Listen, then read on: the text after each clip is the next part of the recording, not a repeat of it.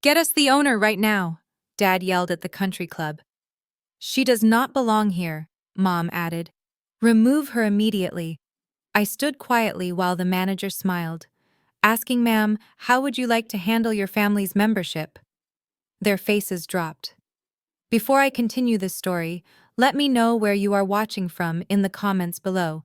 Hit like and subscribe if you have ever had to stand up to family who underestimated your worth.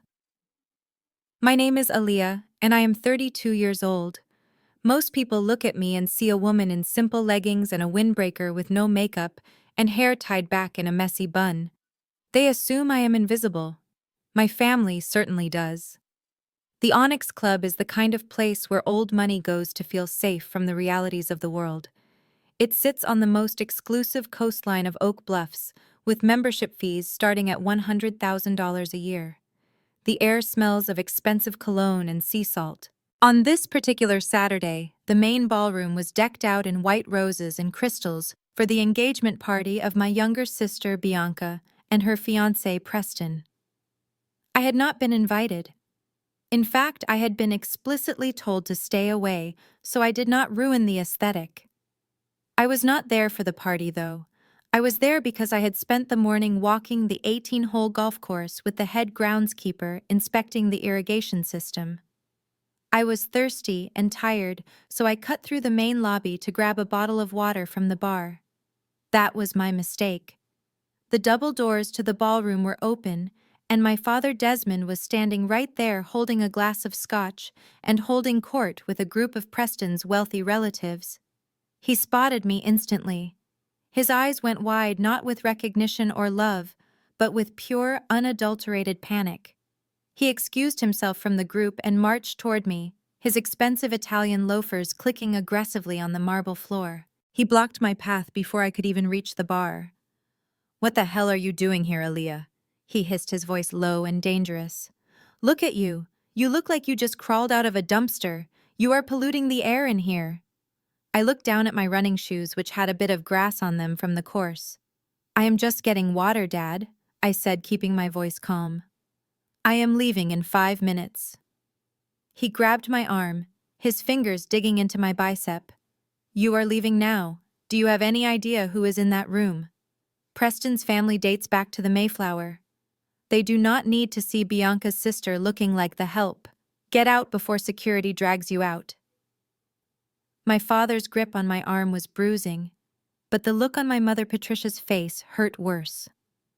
She emerged from the crowd of well-dressed guests, like a shark scenting blood. Her face was perfectly made up, but her eyes were cold and dead.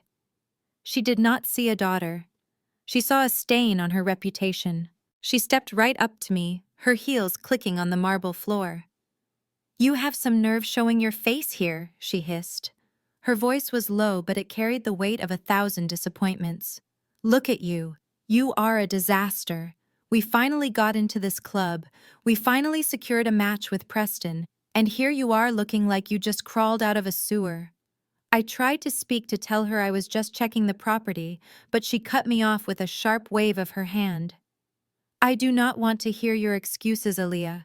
Just looking at you makes me sick. You are going to ruin everything. If Preston sees you looking like this, he will think this family has failed genes. He will think we come from trash. We worked too hard to scrub the poverty off this family name for you to drag us back down. Get back to the slums where you belong. You are not one of us. You never were." She was holding a crystal flute of expensive vintage champagne. I saw her knuckles turn white around the stem. Without a second of hesitation, she flicked her wrist forward in a sharp, violent motion. The cold gold liquid hit my face and chest, soaking into my windbreaker and dripping down my neck. It was sticky and smelled of yeast and money. The shock of it made me gasp, and the cold wetness seeped instantly through my shirt to my skin. My mother smiled a cruel, satisfied smile, as if she had just performed a public service. "Now you definitely have to leave," she said, wiping a single drop from her own hand. "You are making a mess. You look like a drowned rat." From behind her, a high-pitched giggle cut through the tension. It was my younger sister, Bianca. She was holding her phone up, the camera lens pointed directly at my wet, humiliated face. The flash blinded me for a second. "Oh my God, you guys, look at this," Bianca narrated to her phone screen, her voice pitched into that fake influencer tone she used for her 50,000 followers. My jealous older sister literally crashed my engagement party. She is so obsessed with me, it is scary. Look at her. She looks like she sleeps under a bridge. She is soaking wet and refusing to leave. Security is on the way, but I just had to show you guys the length some people will go to when they are miserable and broke. She laughed again and stepped closer, zooming in on the champagne dripping from my chin. "Say hi to the internet, Aaliyah. Tell them why you cannot just let me be happy. Tell them why you always have to be the black sheep." "Do not touch me," I said quietly. But Bianca just laughed and circled me like a vulture, getting every angle of my humiliation for her audience. "See, guys, this is why we do not invite her to things. She is just toxic." My father finally let go of my arm, but only to push me backward toward the door. "You heard your mother," he growled. "Get out. You are embarrassing your sister." I stood there dripping wet, surrounded by the people who were supposed to love me. My mother looked at me with disgust. My sister looked at me as content for her social media. My father looked at me like a liability. I wiped the champagne from my eyes. I did not cry. I would not give them that satisfaction. They thought this was the end of me, but they had no idea they were standing in the middle of my empire. The silence that followed the splash of champagne did not last long. It was shattered by my father Desmond, who turned from me with a look of absolute revulsion. He did not look at me like a father looks at a daughter. He looked at me like a customer who had found a cockroach in his expensive soup. He spun around, searching the room with wild, angry eyes, until he spotted a senior staff member near the entrance. "Manager," he bellowed, his voice booming off the high vaulted ceilings and causing several guests to jump. "We need a manager over here immediately! This is an outrage!" He pointed a shaking finger at me as if I were a contagious disease. "How did this street trash get past the front gate? We pay a premium for exclusivity. We pay for security. I want to know who was manning the door, and I want them fired." He was shaking with rage. To Desmond, appearance was everything.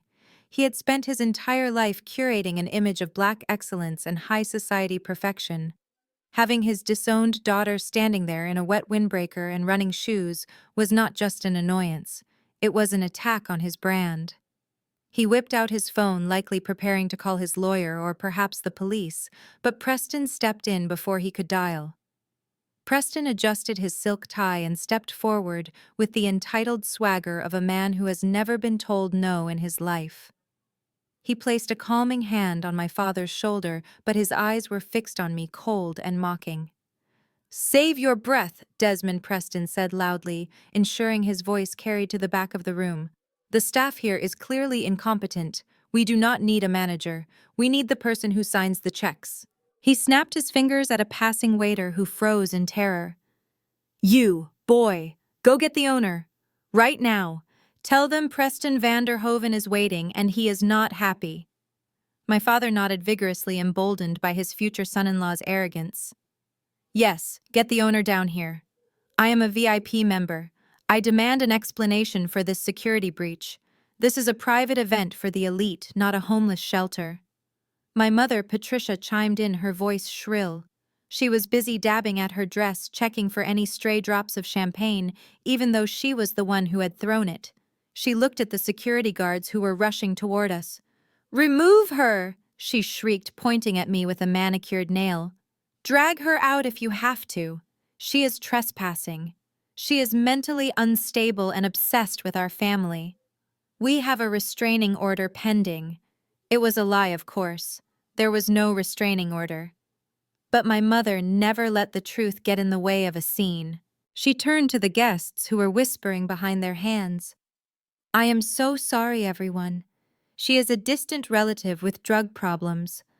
We have tried to help her, but she refuses to change." I stood perfectly still, letting the champagne drip from my hem onto the marble floor. I did not defend myself. I did not scream back. I just watched them dig their own graves. Preston laughed a cruel barking sound.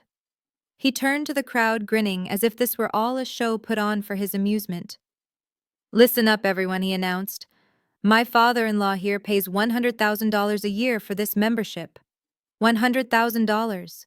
That pays for the privilege of not seeing people like this. That pays for a certain caliber of company. If the owner of this club thinks they can take our money and let the riffraff wander in off the street, they are sorely mistaken. I want the owner here in 2 minutes, or I am pulling my family's funding, and I am taking every investor in this room with me. The security guards finally reached us, breathless and looking terrified. They looked at my father's red face, they looked at Preston's sneer, and then they looked at me. I saw the moment of recognition in the head guard's eyes. He froze his hand, hovering over his radio. He looked confused and terrified, but not of my father. He opened his mouth to speak, but Preston cut him off. Don't just stand there, you idiot. I said get the owner. Call them. Page them. Whatever you do. I want to look the owner in the eye and ask them why they run such a sloppy establishment. My father crossed his arms. I am waiting. Get the owner now. The heavy oak doors at the far end of the ballroom swung open with a definitive thud. The sound was sharp enough to cut through the murmurs of the crowd. A man in an impeccably tailored navy suit strode in. His name was Marcus, the general manager of the Onyx Club, and he had the kind of presence that made people stop talking. He walked with a purpose, his eyes scanning the scene, until they landed on our little drama in the center of the room. My father Desmond seemed to inflate with self-importance at the sight of him. Finally he boomed, gesturing wildly in my direction. Someone with authority. You there. Manager, get over here. We have a situation. Marcus did not rush. He approached our group with a calm, measured pace that only infuriated my father more. Desmond pointed a shaking finger directly at my face. This woman is trespassing, he shouted, spittle flying from his lips. She has assaulted my family verbally, and she is making a scene. I want her removed from the premises immediately. Call the police. Press charges. Do whatever you have to do, but get her out of my sight. She is ruining my daughter's engagement party. Look at her, she is dripping wet and filthy. It is disgusting. Preston stepped forward, swirling his drink, swirling his arrogance. He looked Marcus up and down, assessing his worth. You must be the help, Preston sneered. Listen to me very carefully. My family has been members here since before you were born. If this woman is not gone in 30 seconds, I will personally ensure you never work in this town again. Do you understand me? Get her out. Now. My mother. Patricia nodded vigorously, her face twisted in a mask of righteous indignation. Yes, remove her. She is a stain on this establishment. We pay for exclusivity, not for street trash to wander in and ruin our events. Marcus stopped a few feet away from us. He looked at my father's red face. He looked at Preston's sneering lip. He looked at my mother's cruel eyes. And then he looked at me. His expression softened instantly, transforming from professional stoicism to genuine respect. He ignored my father completely. He walked right past Preston as if he were invisible. He stepped around my mother without even glancing at her. He stopped directly in front of me and bowed his head slightly, a gesture of deference that sent a shockwave through the room. Good afternoon, Madam Chairman, Marcus said, his voice clear and respectful, ringing through the suddenly silent ballroom. I apologize for the delay. I was reviewing the quarterly reports as you requested. He gestured to a waiter who immediately rushed forward with a fresh, dry towel. Marcus took it and offered it to me with both hands. Would you like to proceed to the VIP suite to dry off and have lunch first, or shall we review the financial ledgers immediately as planned? The board is ready for you whenever you are. The silence that followed was absolute. It was heavy. It was suffocating. My father's mouth fell open, his finger still pointing at me, but now trembling uncontrollably. Preston dropped his glass. It shattered on the marble floor, the sound echoing like a gunshot, but no one moved to clean it up. My mother looked as if she had been slapped, her eyes darting between Marcus and me in total confusion. Bianca stopped recording her phone, lowering slowly to her side, her mouth forming a perfect O of shock. Madam Chairman, my father whispered the words sounding foreign on his tongue. What did you call her? Marcus turned to him slowly, his face cold and professional once more. I addressed her by her title, sir. This is Aaliyah Vance, the majority shareholder and chairman of the board of the Onyx Group. She owns this club. She owns the land we are standing on. And she owns the building you are currently partying in. In fact, she signed off on your membership renewal last week. Although after today, I imagine that might be subject to review. I took the towel from Marcus and patted my face dry. I looked at my father, who had turned a sickly shade of gray. I looked at Preston, who looked like he was going to be sick. I looked at my mother, who was clutching her pearls as if they were a lifeline. Hello, Dad, I said, my voice calm and steady. You wanted to speak to the owner. I am listening. The silence in the ballroom shattered not with an apology, but with a laugh. It started as a low chuckle from Preston and quickly escalated into a loud, braying guffaw that echoed off the crystal chandeliers. He shook his head, wiping a tear of mirth from his eye as he looked from Marcus to me and back again. Oh, that is rich, Preston said, his voice dripping with condescension. That is truly rich. For a second there you almost had me. Chairman? Owner? Please. Do you really think we are that stupid? He turned to the crowd, gesturing at me with his empty glass. Look at her, people. Look at the cheap windbreaker. Look at the messy hair. Does this look like a billionaire to you? Does this look like the owner of the Onyx Group? My father seemed to shake himself out of his shock, latching onto Preston's words like a drowning man grabbing a life raft. His face flushed, returning to its previous shade of angry red. You are right, Preston, Desmond said, straightening his jacket. This is a trick. It has to be. I know this girl. I raised her. She dropped out of college. She has never held a real job in her life. She is penniless. He took a step toward Marcus, his finger jabbing the air. I do not know what game you are playing, manager, or how much she paid you to say that, but I am not buying it. Preston stepped closer to me, invading my personal space again, his breath smelling of expensive scotch and malice. We all know how these things work, sweetheart, he sneered. You are a front, a face. Or maybe you are just sleeping with the real owner, and he lets you play pretend. That is it, isn't it? You found some old rich man to take care of you, and now you are parading around acting like you earned something. It is pathetic, really. My mother, Patricia, let out a breath of relief, her delusion firmly back in place. Of course, she sniffed.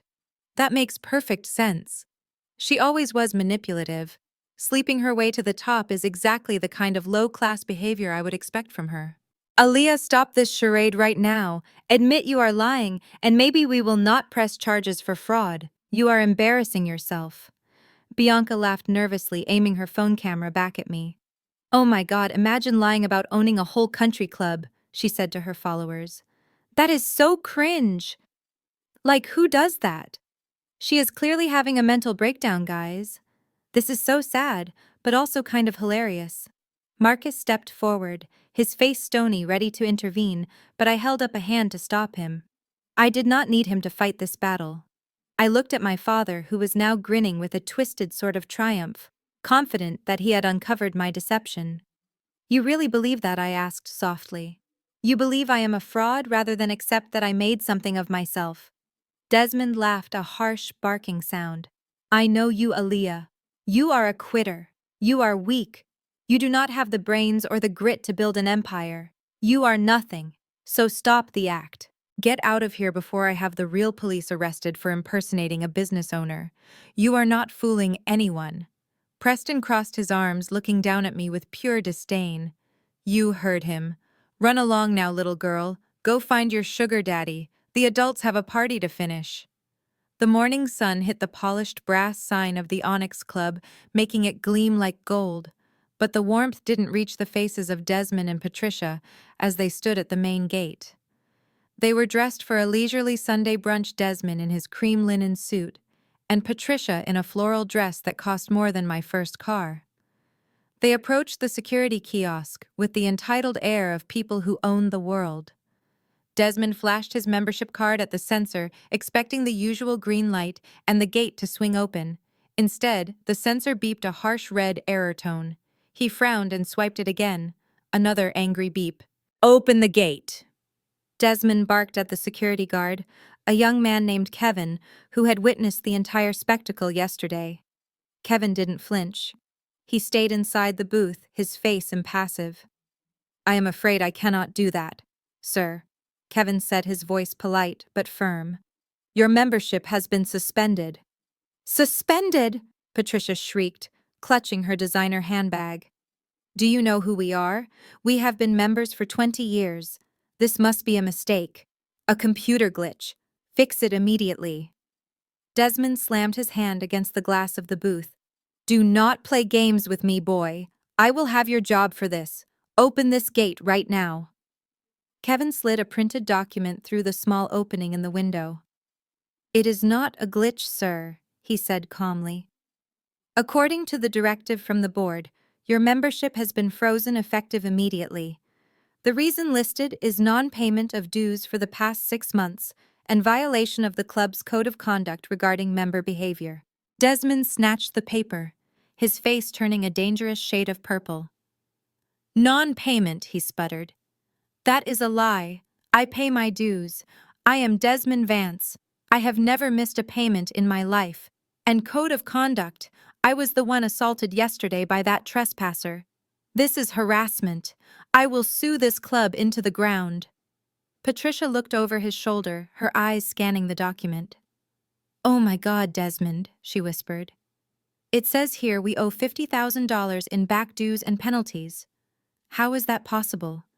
You said the business was doing well. You said the accounts were handled." Desmond crumpled the paper in his fist. "It is a clerical error, Patricia," he snapped, though beads of sweat were starting to form on his forehead. "Or it is that girl. She hacked the system. That must be it. She is trying to embarrass us again. Listen to me, guard. You tell whoever is in charge that I am not leaving until this gate opens. I have a tea time in 20 minutes and my wife has a spa appointment. We are not going to be inconvenienced by your incompetence." Kevin picked up his phone. "Sir, if you do not step away from the gate, I will be forced to call the police for trespassing. The directive is very clear. You are not permitted on the premises until the outstanding balance is settled and the board reviews your case. You have 24 hours to retrieve any personal items from your lockers before they are donated to charity." "Police," Patricia gasped, grabbing Desmond's arm. "Desmond, we cannot have the police here. Think of the neighbors. Think of Preston's family. If they see us being arrested at our own club, it will be the end of us. We have to go. We will call our lawyer." Desmond looked at the closed gate, then at the resolute guard, and finally at his terrified wife. He threw the crumpled paper onto the ground. "This isn't over," he yelled, shaking his fist at the security camera. "You tell that fraud, Aaliyah, that she hasn't won anything. I will own this place by the time I am done with her. I will burn it down if I have to." He stormed back to his car, Patricia trailing behind him, looking smaller and more fragile than she ever had before. As they drove away, tires screeching on the asphalt, I watched the feed from my office monitor, sipping my tea. It was just the beginning. The luxury Mercedes looked like a spaceship landed in the middle of a war zone as Desmond steered it down the pothole-ridden streets of Aaliyah's old neighborhood. Patricia clutched the door handle with a white-knuckled grip, her eyes darting nervously at the boarded-up windows and graffiti-stained walls passing by. "I cannot believe she is making us come here," Patricia hissed, checking the lock on her door for the 3rd time. "This place is a cesspool. It smells like failure." Desmond gritted his teeth, swerving around a discarded mattress on the curb. "She thinks she can hide behind a computer screen and ruin my life," he growled. "She thinks because she lives in the gutter, she is untouchable. I will drag her out of that apartment by her ear if I have to. She is going to fix the club membership and she is going to apologize to Preston publicly." He slammed the car into park in front of a crumbling brick building that looked as if a strong wind might topple it. A group of teenagers on the corner stopped talking to watch the two middle-aged people in expensive clothes march up the cracked walkway. Desmond did not care. He was fueled by a rage that blinded him to danger. He stormed up the stairs to the second floor, stopping in front of apartment 2B. He pounded on the peeling wood with his fist, the sound echoing like gunshots in the narrow hallway. "Aaliyah, open this door right now," Desmond bellowed. "I know you are in there. Stop playing games. You think you are smart hacking the Onyx Club system. You think you can embarrass me. Open up before I kick this door down." Patricia stood behind him, holding a scented handkerchief to her nose to block out the smell of stale cooking oil and damp carpet. "Tell her we are cutting her off completely." "Desmond," she shouted. "Tell her she is dead to us." Desmond pounded again, harder this time, rattling the door in its frame. "Come out here, you ungrateful wretch. We know you are hiding."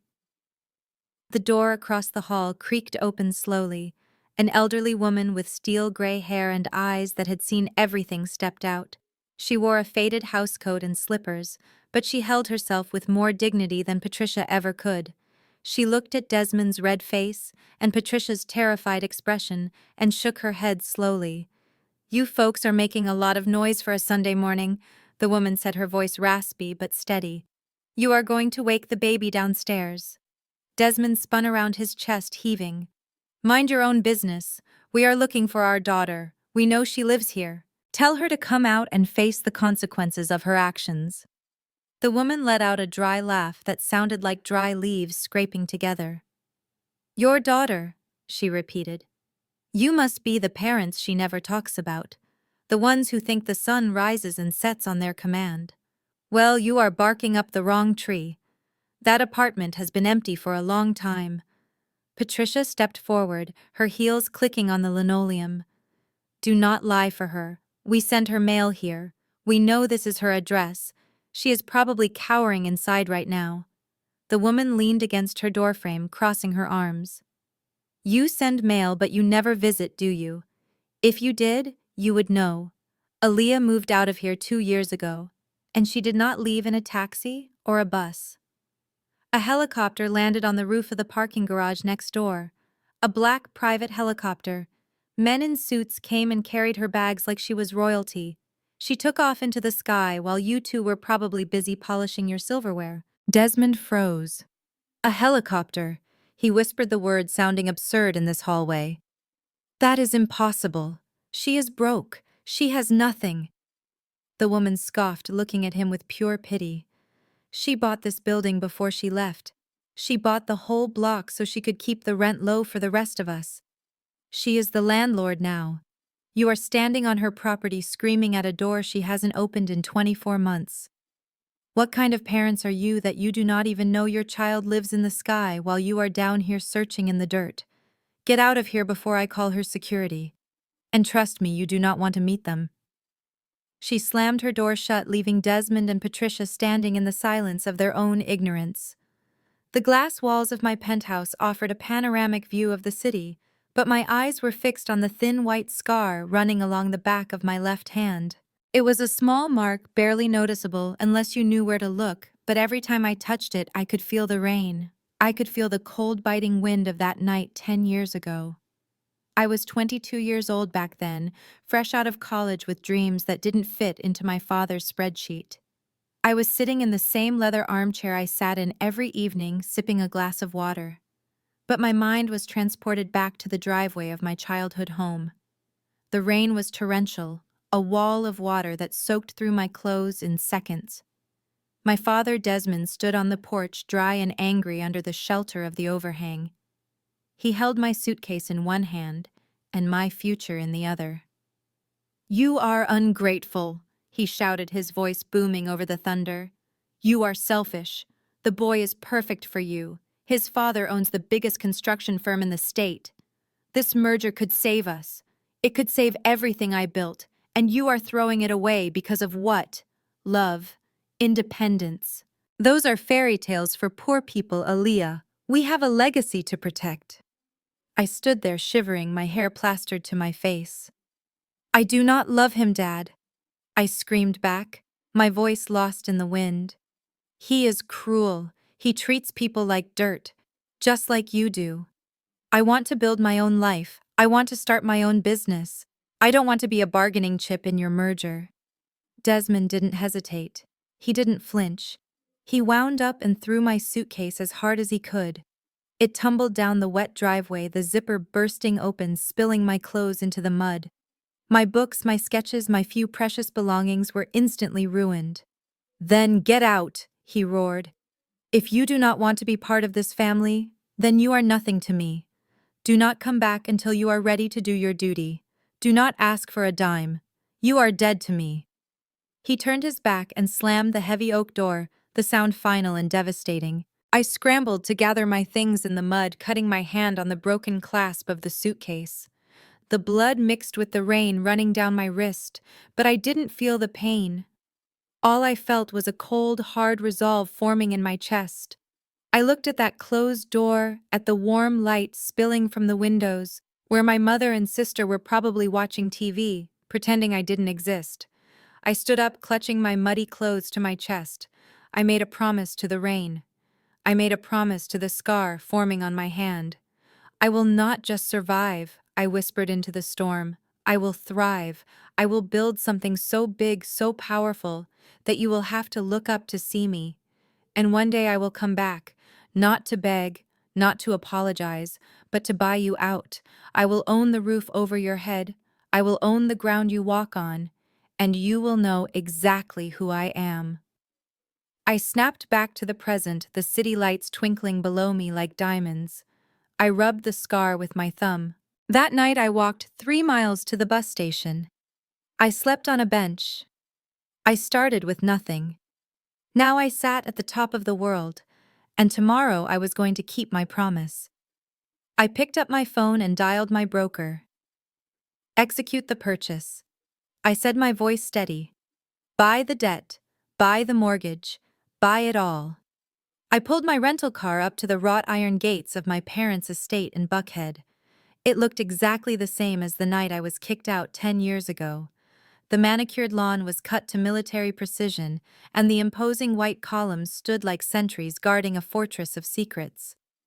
My phone buzzed on the passenger seat. It was a text from my mother, Patricia. "Dinner is ready. Please come in the side door."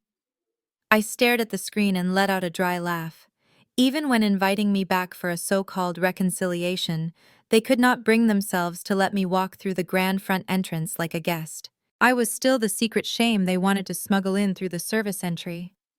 I entered the dining room to find a scene straight out of a magazine. The long mahogany table was set for 5 with the good china and crystal glasses usually reserved for senators or bishops. Desmond sat at the head of the table, looking less like the man who had screamed at an empty apartment door yesterday and more like a benevolent patriarch. Patricia was fussing over a centerpiece of white lilies. Bianca and Preston were already seated, holding hands and looking smug. The air smelled of roasted lamb and deception. "We wanted to clear the air," Desmond started before I even sat down. "Yesterday was unfortunate. Tempers flared, emotions ran high. But family remains family." That was his version of an apology for publicly humiliating me and hunting me down in the slums. Patricia chimed in, pouring wine with a hand that shook slightly. "We want to move past this, Aaliyah. We want you to be part of Bianca's big day. We want to heal." I sat down, but didn't touch the napkin. I waited. The food was served, but nobody ate. The tension was thick enough to choke on. Then came the pivot. Patricia slid a blue velvet folder across the polished wood table toward me. "We know you have done well for yourself," she said, her voice dripping with a saccharine sweetness that made my skin crawl. "And we are so proud. That is why we want to give you the honor of helping your sister." I opened the folder.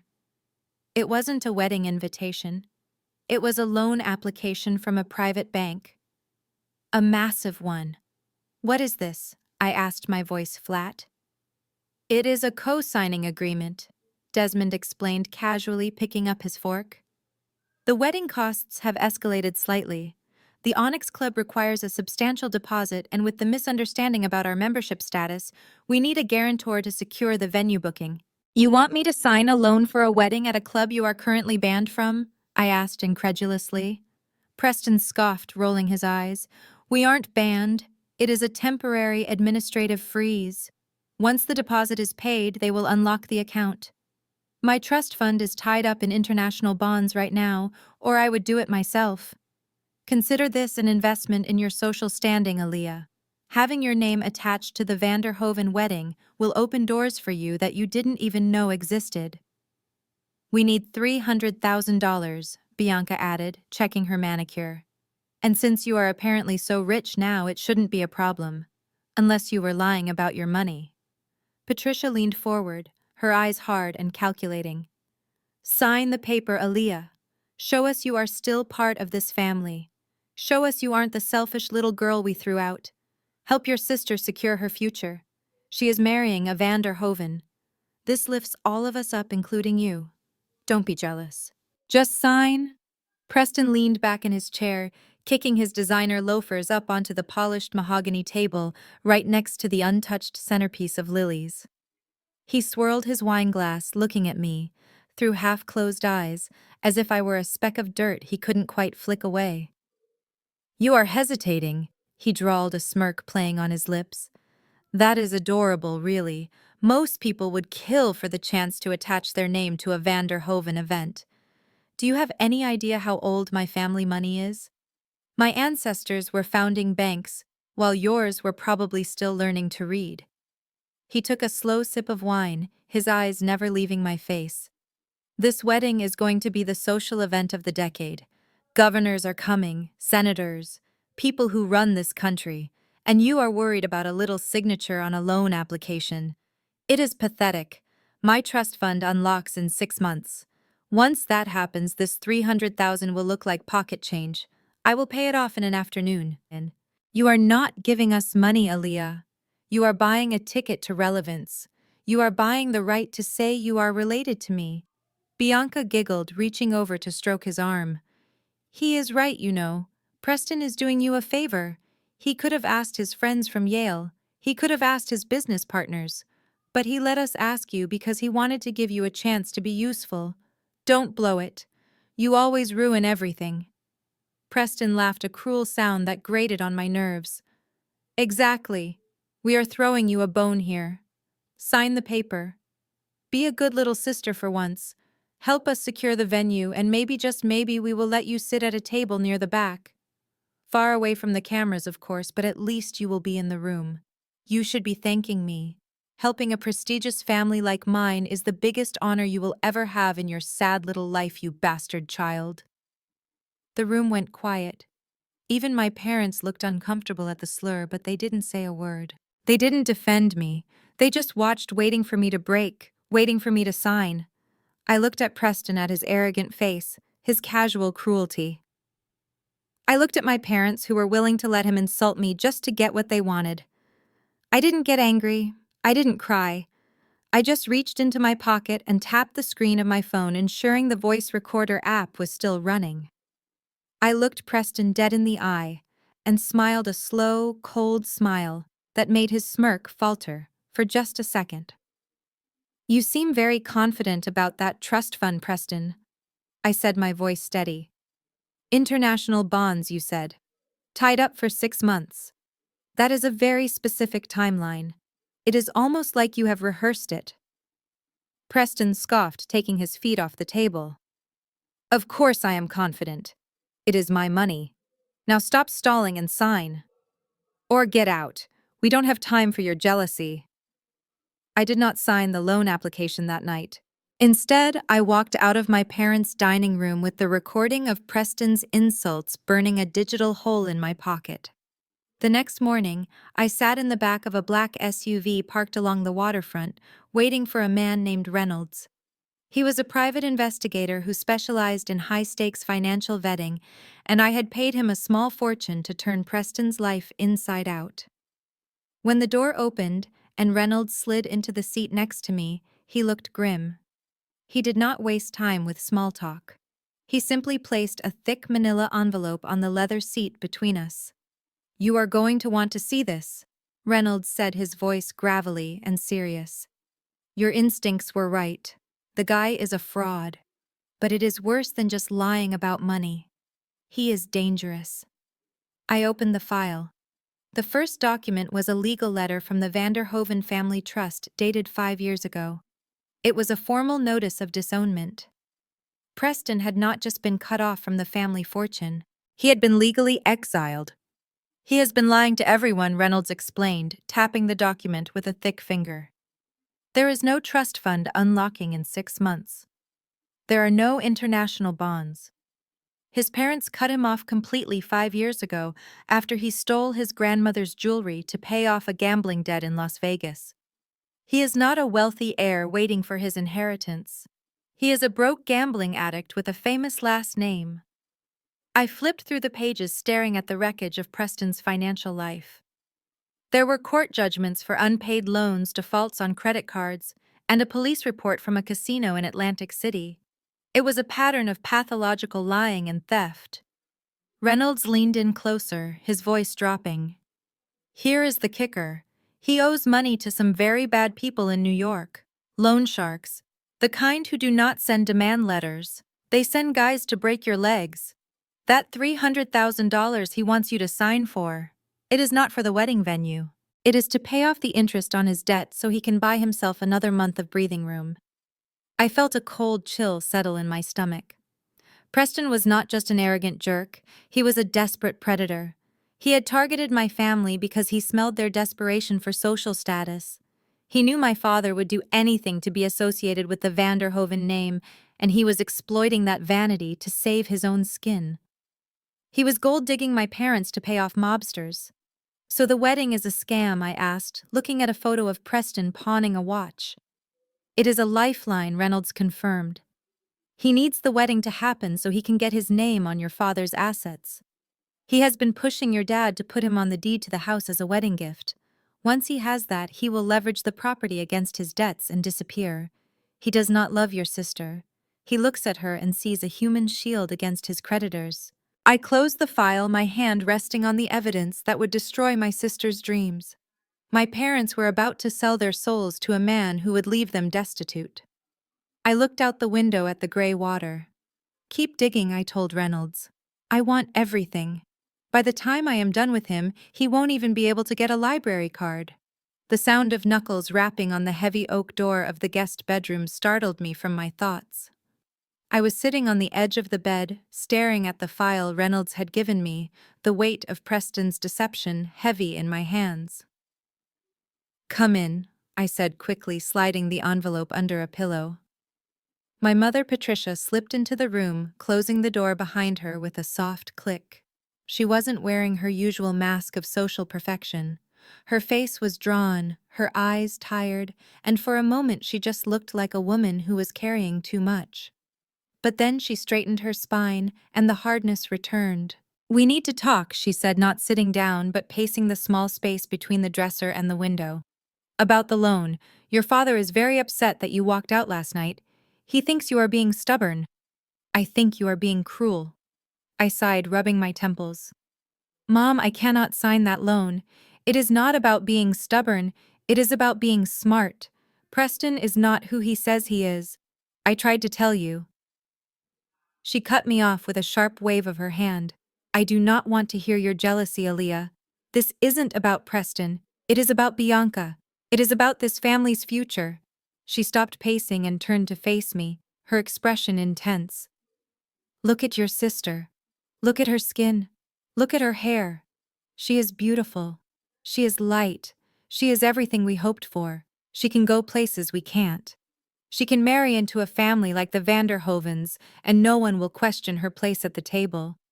She is our ticket out of mediocrity. Bianca is the only hope we have to scrub this family clean to make us acceptable. And you want to ruin that because of what? Because you are bitter. I stared at her, the breath knocked out of me by her naked prejudice. Scrub us clean, I repeated, my voice hollow. Is that what you think we are? Dirty. Because we are black. Because I am dark. Patricia didn't flinch. She stepped closer, looming over me. Don't play the victim. You know how the world works. Dark-skinned girls like you have to work twice as hard to get half as far. Bianca was born with a head start. It is our duty as her family to push her across the finish line. You have to sacrifice. It is the only way. Don't be selfish, Aaliyah. For once in your life, think about the greater good. She reached out and touched my cheek, her fingers cold. I never said this to you before, but I am going to say it now. Every time I look at you, I see your grandmother, my mother-in-law. That woman was poor, she was uneducated, and she was black as coal. She worked herself to death in a kitchen and had nothing to show for it. You look just like her, and I hate it. I hate that you remind me of where we came from. I hate that you are the part of this family that holds us back. Bianca is the future. You are the past.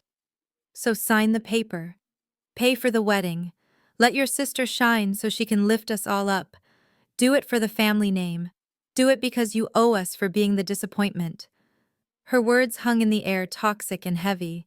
She had finally said the quiet part out loud. She didn't just favor Bianca. She resented my very existence because my skin color was a reminder of a heritage she despised. She wanted me to pay for my own erasure. I looked at her, at the mother who saw her child as a stain, and I felt a cold detachment settle over me. I wasn't hurt anymore. I was done. I stood up, meeting her gaze. "Get out of my room," I said softly. "And don't ever touch me again." I walked out of the guest bedroom, leaving my mother stunned by my dismissal. I marched straight back into the dining room where Desmond, Preston, and Bianca were waiting. They looked up, their eyes greedy, expecting to see the signed loan application in my hand. Instead, I picked up the blue velvet folder from the table. "Is it done?" Preston asked, extending his hand. "Did you sign it?" I looked at him, then at my father. I looked at the paper that would shackle me to their debts. I took the document out of the folder. I held it up so they could all see it clearly. Then I ripped it down the middle. The sound was loud in the silent room. I put the pieces together and ripped them again and again until the $300,000 loan was nothing but confetti.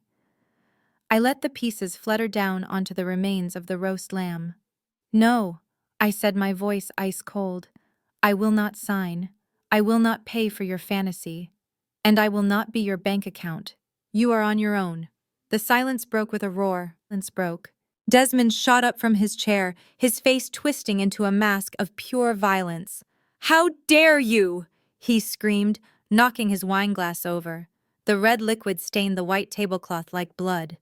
"You insolent little brat! You think you can come into my house and disrespect us? You think you can say no to me?" He rounded the table, charging at me with his hand raised, ready to strike. I didn't flinch. I didn't step back. I just watched him come. Before his hand could make contact, the side door crashed open. A massive figure stepped into the room, moving faster than a man of his size should be able to. A hand like a vice clamp caught Desmond's wrist in midair, stopping the slap inches from my face. My father gasped in pain and shock, looking up into the stone face of Tyrell, my head of personal security. Tyrell was 6'5" and built like a tank. He had been waiting just outside the service entrance, listening via the open line on my phone. "I would not do that," Sir Tyrell said, his voice low and calm, but vibrating with threat. "Step away from Ms. Vance." Desmond tried to pull his arm free, but he couldn't move. "Who the hell are you?" he sputtered, looking from Tyrell to me. "Who is this man?" "He is the person who makes sure you don't touch me," I said simply. "Tyrell, release him." Tyrell let go and pushed my father back gently but firmly. Desmond stumbled into his chair, rubbing his wrist, his eyes wide with fear and confusion. I turned to leave. My mother was standing in the doorway now, clutching her throat. Preston and Bianca were frozen in their seats, staring at Tyrell. I walked to the door, my head high. "You are making a mistake," Desmond screamed after me, his courage returning as I walked away. "You will regret this, Aaliyah. You will regret not helping your sister. When we are celebrating at the Onyx Club, you will be nothing. You will wish you had signed." I didn't look back. I just walked out into the cool night air, leaving them with their debt and their rage. They thought this was the end. They had no idea I was just getting started. The glass doors of Vance Capitol Tower slid open with a whisper, and Bianca strutted into the lobby like she owned the place. She was wearing oversized sunglasses indoors and carrying a stack of ivory envelopes. I watched her from the security feed in my office on the 45th floor. She walked right past the reception desk, ignoring the security protocols, and headed straight for the elevators. When the guard stopped her, she waved a hand dismissively. "I am here to see Aaliyah," she announced loudly. "She works here. Tell her sister is here and I don't have all day." I told my assistant to let her up, but to bring her to the small conference room on the 10th floor, the one we used for interns and temporary staff. I didn't want her anywhere near my executive suite. When I walked into the room 10 minutes later, Bianca was sitting on the edge of the table, scrolling through her phone, looking bored. She glanced up as I entered, taking in my simple black dress and lack of jewelry. "Still dressing like a librarian, I see," she sneered, slipping her phone into her purse. "I honestly don't know how you work in a building like this without feeling embarrassed. You must be the janitor's assistant or something." I didn't correct her. I just leaned against the doorframe and crossed my arms. "What do you want, Bianca?" I asked, my voice devoid of emotion. "I am busy," Bianca scoffed, standing up and smoothing her skirt. "Busy doing what? Filing papers, fetching coffee for the real bosses. Don't act important, Aaliyah. It doesn't suit you." She reached into her bag and pulled out a heavy cream-colored envelope sealed with gold wax. She tossed it onto the table between us. It landed with a heavy thud, sliding across the polished wood until it stopped right in front of me. There she said, a smug smile playing on her lips. "Your invitation. But don't get excited. It is not what you think." I picked up the envelope, breaking the seal. Inside was an invitation to her wedding at the Onyx Club. But there was a handwritten note clipped to the front. "Staff entrance only. Report to kitchen at 4 p.m. Uniform required: black pants, white shirt." I looked up at her, my expression unreadable. "What is this?" I asked, holding up the note. Bianca laughed, a cruel, tittering sound. "Preston and I talked about it," she explained, examining her fingernails. "We can't have you sitting with the guests, obviously. You would stick out like a sore thumb. Plus, we need extra hands. The catering staff is short a few servers, so we figured you could make yourself useful for once. You will be serving drinks and clearing tables. Preston says you have the perfect look for it. You know, unobtrusive, plain, suitable for carrying trays." She stepped closer, her eyes gleaming with malice. "Consider it your contribution, since you were too selfish to sign the loan. This way you can work off your debt to the family. And don't even think about saying no. If you don't show up, Mom said she will come down here and make a scene at your little job. She will tell your boss what a horrible daughter you are. You don't want to lose this filing gig, do you?" I looked at the invitation, then at my sister. She honestly believed this was my place in the world, to serve her, to be beneath her. I felt a cold calm settle over me. I wasn't angry. I was ready. I looked her in the eye and smiled a smile that didn't reach my eyes. "Okay, Bianca," I said, my voice soft. "I will be there. I will serve you exactly what you deserve." Bianca clapped her hands, delighted by her victory. "Good. Just make sure your shirt is clean. We don't want you looking like trash in the wedding photos. Don't embarrass me, Aaliyah. Just do your job and stay out of the way." She turned and flounced out of the room, leaving me with the invitation burning in my hand. She had no idea she had just handed me the weapon I would use to destroy her.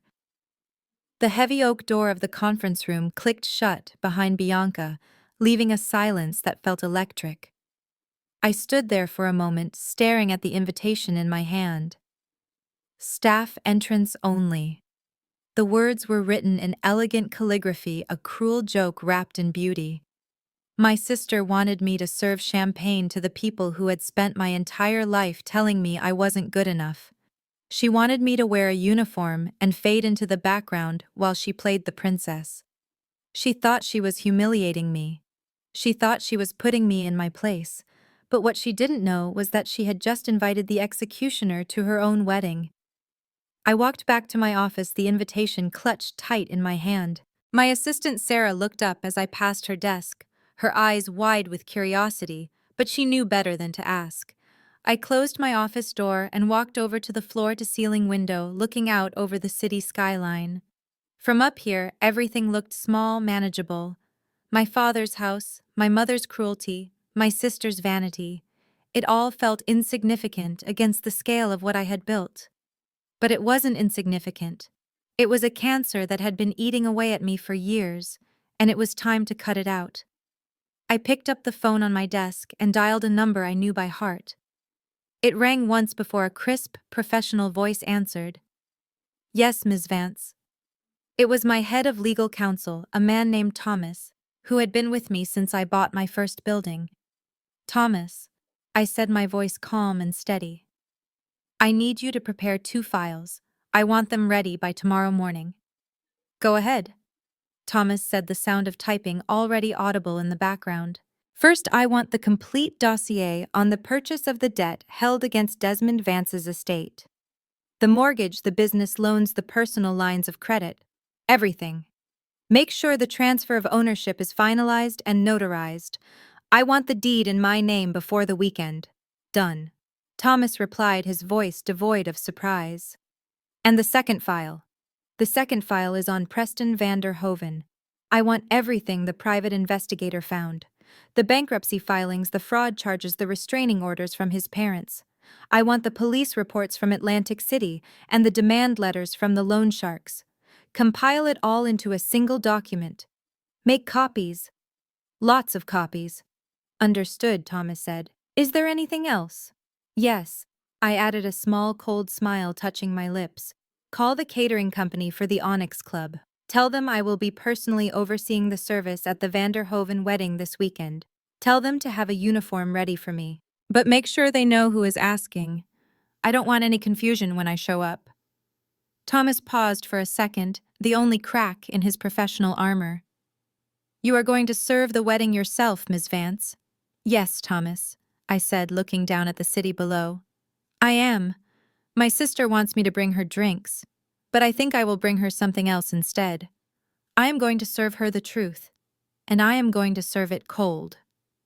Very good, Ms. Vance, Thomas said. The files will be on your desk at 8 a.m. I hung up the phone and leaned back in my chair. The sun was setting, casting long shadows across my office. I looked at the invitation again. Staff entrance only. I would use the staff entrance all right. But when I walked out, I would own the building. I would own the debt. And I would own them. Bianca wanted a servant. She was about to get a queen. The polished granite floors of First National Bank echoed with the sound of my heels as I walked toward the executive offices. I wasn't wearing my usual athleisure wear today. I was dressed for a takeover in a tailored charcoal suit that cost more than my father's car. The bank manager, Mr. Henderson, was waiting for me at the door of his office, his face a mask of professional courtesy, but I could see the curiosity in his eyes. It wasn't every day someone walked in to buy a distressed debt portfolio, especially one that belonged to their own family. Ms. Vance, please come in, Mr. Henderson said, ushering me into his office. We have the paperwork ready as you requested. I sat down in the leather chair, crossing my legs. Let's get to it, I said, skipping the pleasantries. I want to verify the details before I sign.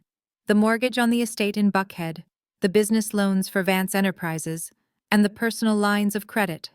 It is all here. Mr. Henderson slid a stack of documents across the desk. It is all here, Ms. Vance.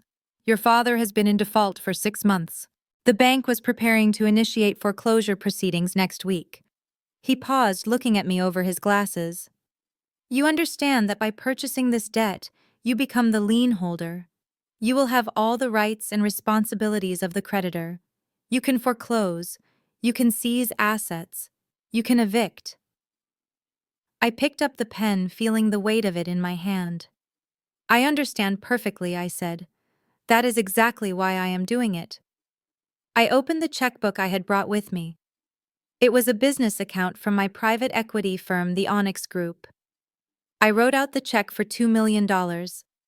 The pen scratched across the paper a sound that felt louder than a scream. $2 million to own my father. $2 million to own the roof over my mother's head. $2 million to hold the fate of my family in the palm of my hand. I handed the check to Mr. Henderson. He looked at the amount, then at me. His eyes widened slightly, but he didn't say a word. He just took the check and stamped the documents. Paid in full, transferred. The words were stamped in red ink, bold and final. "Here is the transfer of deed," Mr. Henderson said, handing me a thick folder.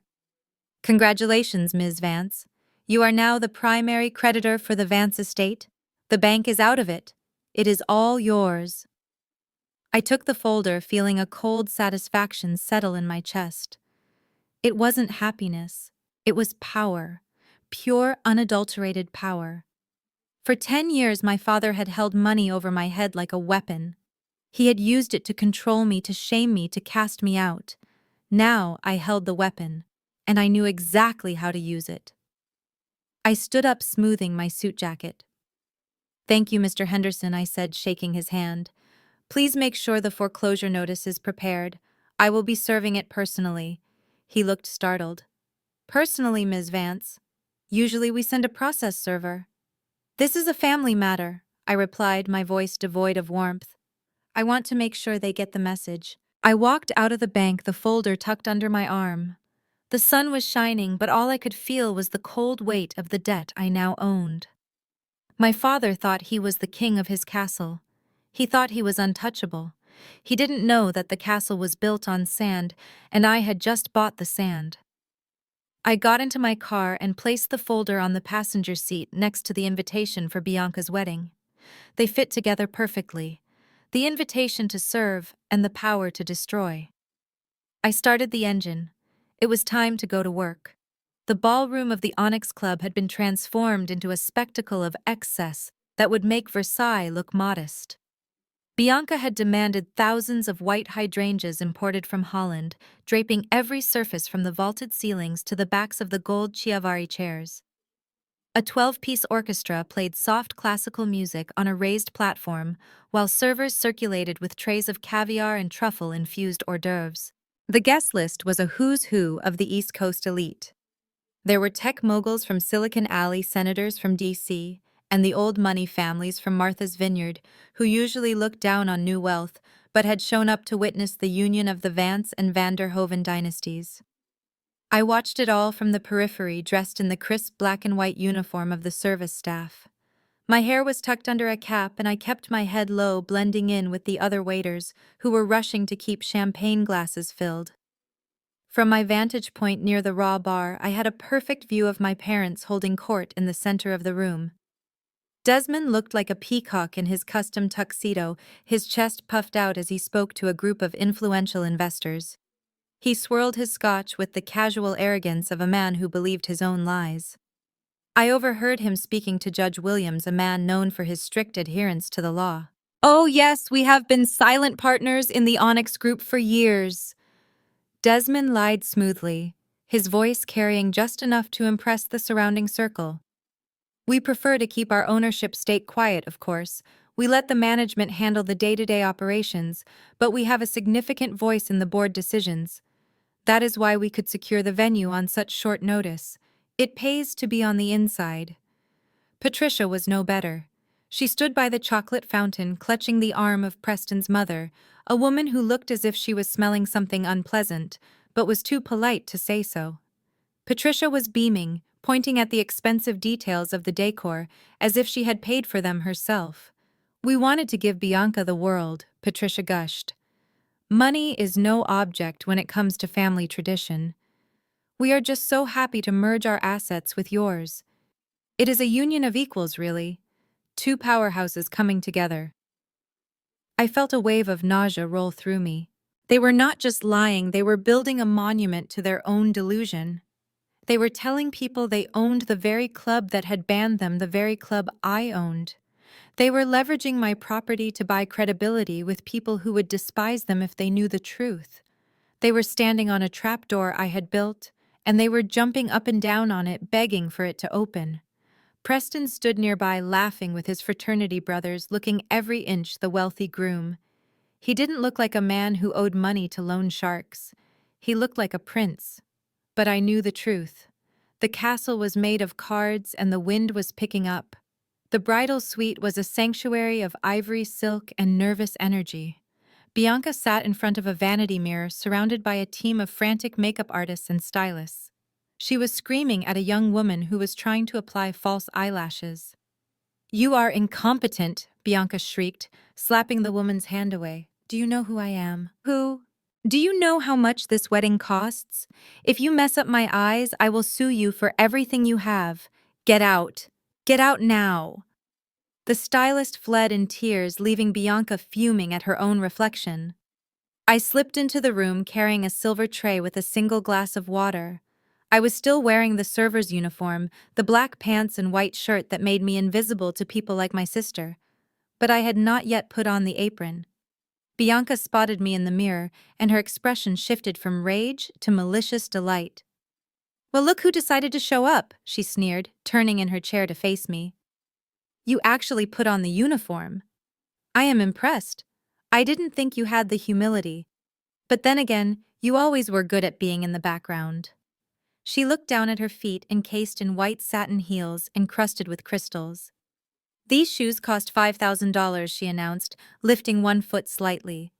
"And look, there is a smudge on the toe, probably from walking through this dusty hallway." She pointed a manicured finger at the floor. "Clean it." I stood still holding the tray. "Excuse me?" I asked, my voice calm. "You heard me," Bianca snapped. "Get down on your knees and clean my shoe. You are the help today, remember. That is what help does. Unless you want me to call Preston and tell him you are refusing to work. I am sure he would love to throw you out before the ceremony even starts." I looked at her, at the petty tyrant she had become. She wasn't just spoiled, she was broken. She needed to demean me to feel tall. I set the tray down on a side table. Slowly, deliberately, I lowered myself to one knee. Bianca let out a laugh of pure triumph. "That is right," she crowed. "Down on the floor. That is your position, Aaliyah, beneath me, where you have always belonged." I took the hem of my apron and gently wiped the toe of her shoe. I didn't look up at her. I looked at the crystal buckle shining in the light. It was fake, just like everything else about this day. I could see the glue holding the stones in place. I finished wiping the shoe and stood up, dusting off my knee. "Is that better?" I asked, a small, unreadable smile playing on my lips. Bianca inspected her shoe with a critical eye. "It will do," she sniffed. "Now get out. Go find something to carry. And don't let me see you until the reception. I don't want your bad energy ruining my walk down the aisle." I picked up the tray and walked to the door. I paused with my hand on the handle. "You look beautiful, Bianca," I said softly. "Enjoy your moment. It is going to be unforgettable." Bianca didn't even look at me. She was already back to admiring herself in the mirror. She didn't see the smile on my face as I closed the door. It wasn't a smile of submission. It was the smile of the wolf before it eats the sheep. The ceremony was held in the grand atrium, a soaring space with a glass ceiling that let in the soft evening light. The 12-piece orchestra struck up the opening chords of the bridal march, and the heavy double doors swung open. Desmond walked in first, his chest puffed out like a rooster leading his prize hen. Bianca clung to his arm, her face radiant with practiced joy, her eyes scanning the crowd for cameras. She looked every inch the fairy tale princess she had always demanded to be. Preston stood at the altar looking handsome and bored. He adjusted his cufflinks and leaned over to his best man, a fraternity brother named Chaz, who looked equally hungover. The lapel microphone clipped to Preston's tuxedo jacket was supposed to be muted until the vows, but thanks to a small adjustment by the sound engineer I had hired, it was live. It wasn't broadcasting to the main speakers yet, just a low hum that was picked up by the monitors near the front row, where the most important guests were seated. I stood in the shadows near the soundboard watching the levels on the mixer. The engineer nodded at me, his hand hovering over the fader. I gave him a subtle signal. He pushed the slider up just a fraction. Preston leaned closer to Chaz, a smirk twisting his lips. "Look at them," he whispered, his voice low but audible to the front row. "They think they have made it. Poor bastards. As soon as that ring is on her finger, I am getting access to the old man's accounts. I will pay off the Italians by Monday and buy myself a new Porsche by Tuesday." Chaz chuckled, keeping his eyes on the approaching bride. "What about her?" he asked, nodding toward Bianca. Preston scoffed. "Please, I give it a year. Once the money is secure, I will file for divorce citing irreconcilable differences. She is too stupid to notice anyway. She just wants the last name. I will leave her with the debt and take the house. It is almost too easy." A ripple of confusion went through the front row. Preston's mother frowned, leaning forward as if trying to decipher a strange noise. Judge Williams tilted his head, his expression sharpening. They had heard something, but they couldn't quite place it. Was it the groom speaking? Was it a recording? The doubt was planted. The seed of destruction had been sown. Bianca reached the altar, her face glowing with triumph. She didn't hear the whispers. She didn't see the confused looks. She only saw the man who was her ticket to legitimacy. Desmond handed her over to Preston, beaming with pride. He shook Preston's hand, welcoming the wolf into the fold. Preston smiled back, the picture of a loving groom. But the microphone was still live, and the real show was about to begin. I signaled the engineer again. Full volume. It was time for the main event. The priest, a man with kind eyes and a voice made for Sundays, cleared his throat. He looked out over the sea of faces, the expensive flowers, and the expectant couple. He took a breath, preparing to deliver the line that everyone knew was just a formality. "If anyone here knows of any just cause why these two should not be joined in holy matrimony, speak now or forever hold your peace." The silence that followed was thick with anticipation. Usually this was the moment for a collective breath, a rustle of fabric as people shifted in their seats ready for the vows. But today the silence was broken by the sharp click of heels on marble. Not the hurried steps of a late guest, but the deliberate, confident stride of someone who owned the room. I stepped out from the shadows of the alcove near the altar. I was no longer wearing the black pants and white shirt of the help. I had shed that skin in the server's closet moments before. Now I was wearing a gown that looked like it had been woven from starlight. It was a custom haute couture piece, a shimmering cascade of silver and midnight blue silk that hugged every curve and trailed behind me like a comet's tail. Around my neck hung a necklace of flawless white diamonds, each stone larger than the engagement ring on Bianca's finger. The matching earrings caught the light, sending prisms of color dancing across the walls. The gasps from the audience were audible. Heads turned, necks craned. Bianca's mouth fell open, her eyes wide with shock and jealousy. Desmond looked as if he were seeing a ghost. Preston froze, his arrogant smirk vanishing instantly. I stopped at the foot of the altar, my gaze fixed on the groom. "I do," I said, my voice clear and unwavering, ringing through the hall without the need for a microphone. "I object."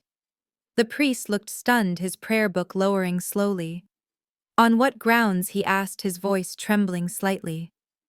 I took a step closer, my eyes never leaving Preston's face. "On the grounds of fraud," I declared.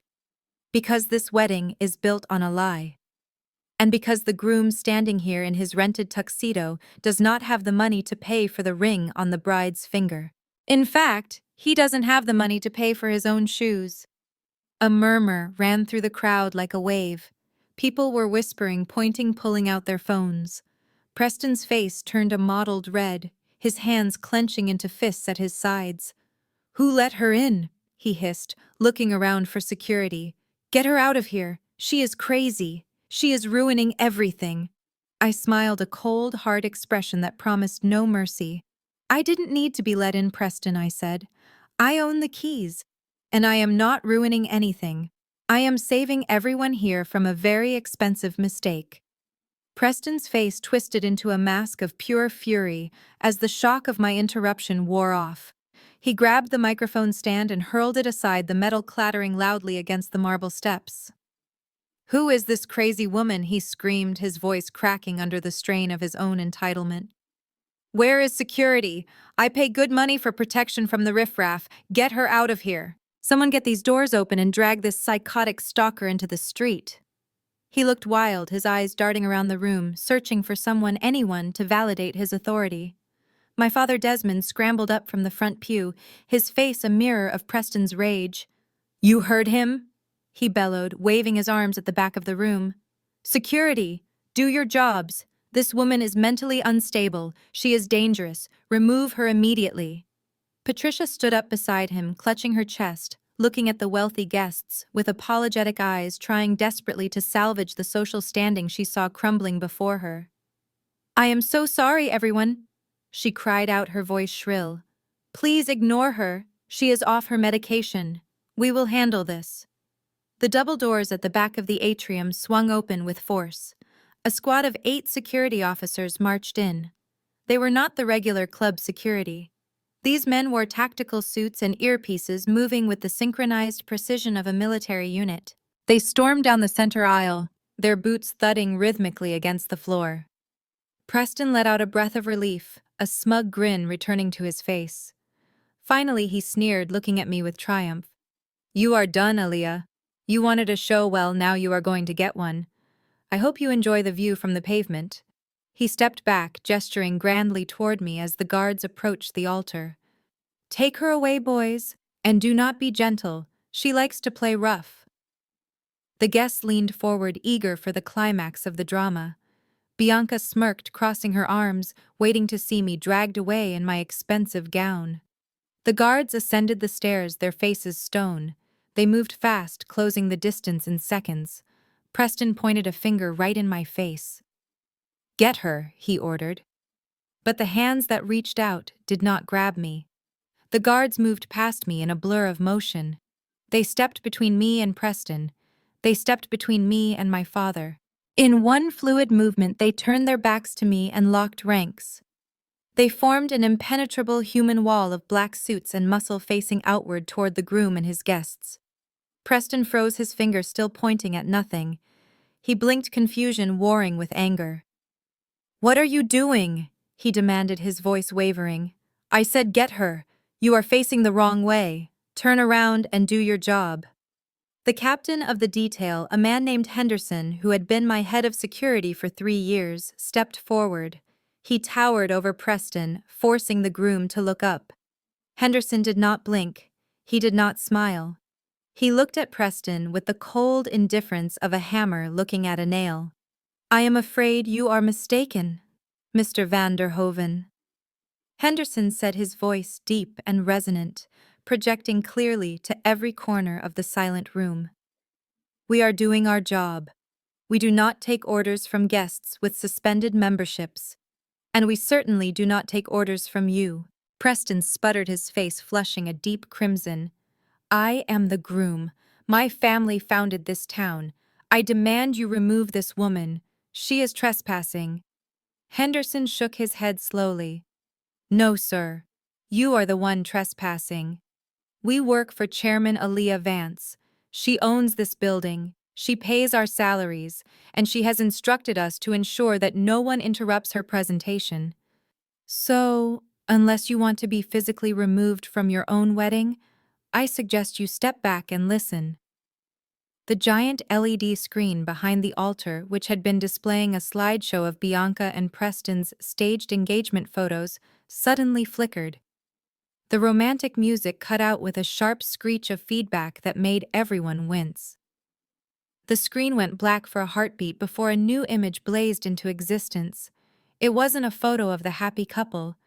It was a high-resolution scan of a legal document, the deed to the Onyx Club. The text was crisp and undeniable. At the top, in bold letters, it read, "Property deed, the Onyx Club and Resort." And right below that, in the line designated for the owner, was my name, Aaliyah Vance. Not Desmond, not a silent partner group. Me. A gasp rippled through the crowd like a shockwave. People squinted, trying to process what they were seeing. My father stared at the screen, his face draining of color until he looked like a statue made of ash. He opened his mouth, but no sound came out. My mother clutched her chest, her eyes darting frantically between the screen and the confused guests. I stepped out from behind the wall of security guards. I didn't need them to protect me anymore. The truth was my shield. I walked to the center of the altar, standing directly beneath the glowing evidence of my ownership. I picked up the microphone Preston had discarded. "You have been lied to," I said, my voice calm, but carrying a weight that silenced the room instantly. "My parents, Desmond and Patricia Vance, do not own this club. They do not own a single brick of this building. They are not silent partners. They are delinquent members who owe $50,000 in unpaid dues." The crowd erupted into whispers. I saw Preston's mother turn to my mother, her expression one of pure horror. Patricia tried to speak, to explain, but the words died in her throat. I continued, my voice cutting through the noise. "I own this club. I bought it 2 years ago when it was facing bankruptcy. I rebuilt it. I made it what it is today, and I did it without a single dime from the people who claim to run this town." I turned to look at my father. He was trembling now, his facade of power crumbling before his eyes. "You told everyone you secured this venue because of your influence, Dad," I said. "You told them you pulled strings. But the truth is, you booked it because I let you. I approved the reservation because I wanted to see how far you would go. I wanted to see if you would tell the truth. But you didn't. You lied. You lied to your friends. You lied to your future in-laws. And you lied to me." I looked out at the guests, at the expensive flowers, at the untouched food. "And there is one more thing," I added. "This party, this lavish celebration of excess, it hasn't been paid for. The deposit check bounced this morning. My finance department flagged it an hour ago.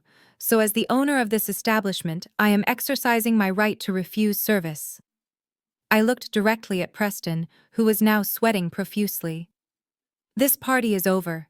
The kitchen is closed, the bar is shut down, and security will be escorting everyone off the premises in 15 minutes.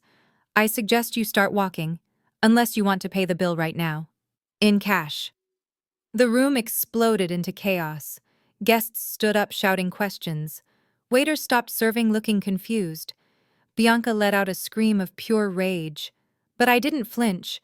I just stood there beneath the proof of my power, watching my family's lies burn down around them. Desmond roared, a sound of pure animalistic rage that tore through the stunned silence of the ballroom. He scrambled up the marble steps, his face contorted into a mask of violence, his hands reaching out to strangle the truth before it could destroy him further. He lunged for the microphone, his expensive tuxedo straining against his heaving chest. "You liar!" he screamed, his voice cracking. "Turn it off! Turn it all off! You are ruining everything!" My security detail moved to intercept him, but I held up a hand. "Let him come," I said, my voice amplified by the sound system, calm and cold as ice. "Let him see exactly what he has done." Desmond froze inches from me, his chest heaving, his eyes wild. He looked at the guards who were ready to drop him, then he looked at me. For the first time in my life, I saw fear in his eyes, real primal fear. I clicked the remote in my hand. The screen behind me changed again. Gone was the deed to the club. In its place was a document that looked far more sinister. It was a transfer of lien, a complex financial instrument that boiled down to one simple fact: the mortgage on the Vance family estate in Buckhead, the business loans that kept his company afloat, the personal lines of credit he used to fund his lavish lifestyle. They had all been bundled together and sold to me. Desmond stared at the screen, his mouth working silently. He recognized the account numbers. He recognized the addresses. He recognized his own signature at the bottom of the original loan documents. But the name at the top, the name of the lien holder, was new. The Onyx Group. "You recognize this, don't you, Dad?" I asked, my voice cutting through his confusion like a scalpel. "You haven't paid your mortgage in 6 months. You haven't serviced your business loans in a year. You have been living on borrowed time and borrowed money, and the bank was getting ready to take it all. They were going to kick you out on the street next week." I took a step closer to him until I was whispering directly into his ear, though the microphone caught every word. But I saved them the trouble. I bought your debt, Dad. Every single cent of it. I own your mortgage. I own your business loans. I own the shirt on your back and the shoes on your feet. I pulled back, looking him in the eye. And since you have violated the terms of your repayment agreement by failing to disclose your financial insolvency, I am calling in the loan. Right now. Effective immediately. Desmond staggered back as if I had hit him. You can't do that, he gasped, clutching his chest. That is my house. I built that house. It is not your house, I corrected him, my voice ringing with finality. It is my house, and I am initiating foreclosure proceedings as of this moment. You have 30 days to vacate the premises.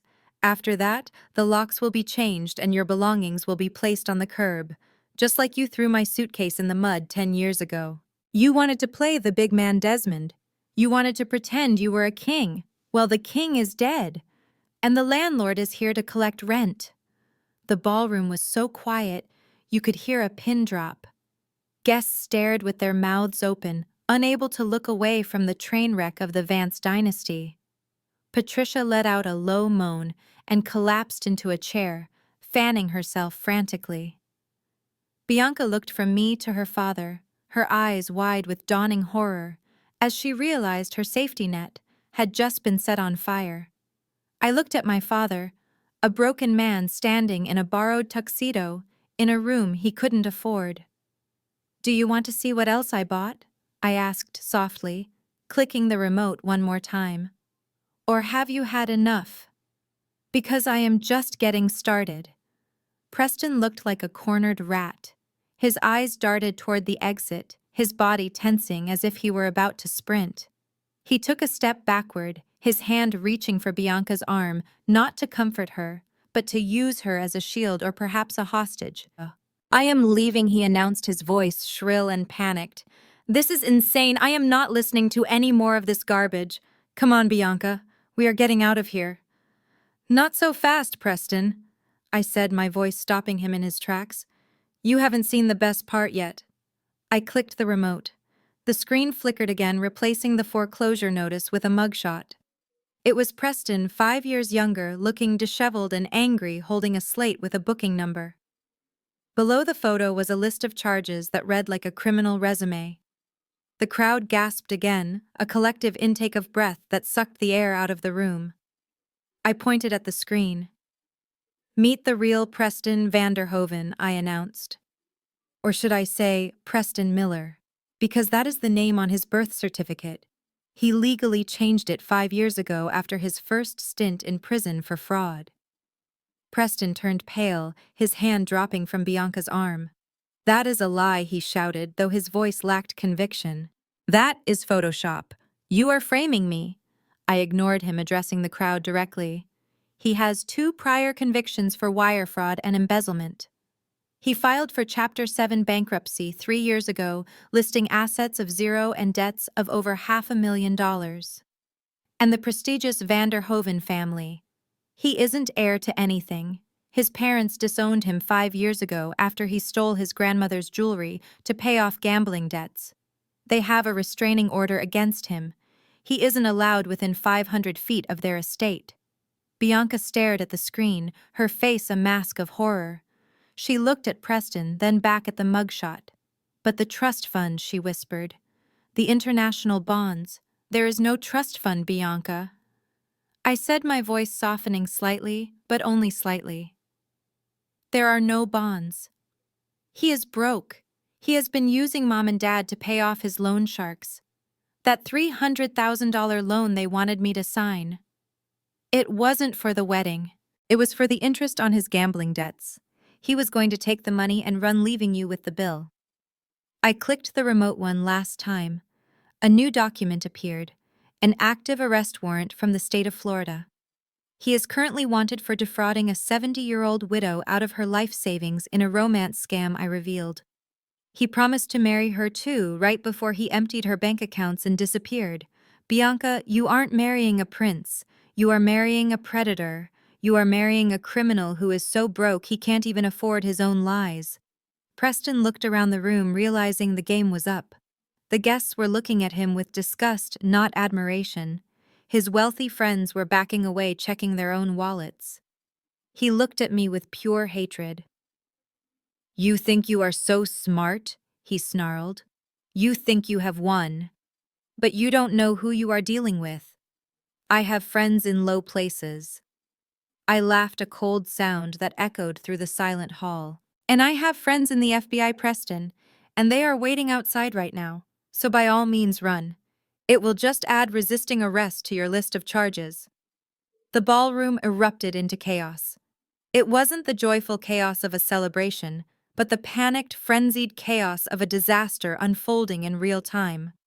Guests were standing on their chairs, craning their necks to get a better view of the screens which now displayed Preston's criminal record in high definition. Phones were out everywhere, recording the downfall of the Vance-Van der Hoeven alliance. I watched from the altar as the facade crumbled, but the final nail in the coffin came from an unexpected direction. In the front row reserved for the groom's family, an older couple had been sitting quietly throughout the ceremony. They were dressed impeccably, looking every bit the part of old money patriarchs.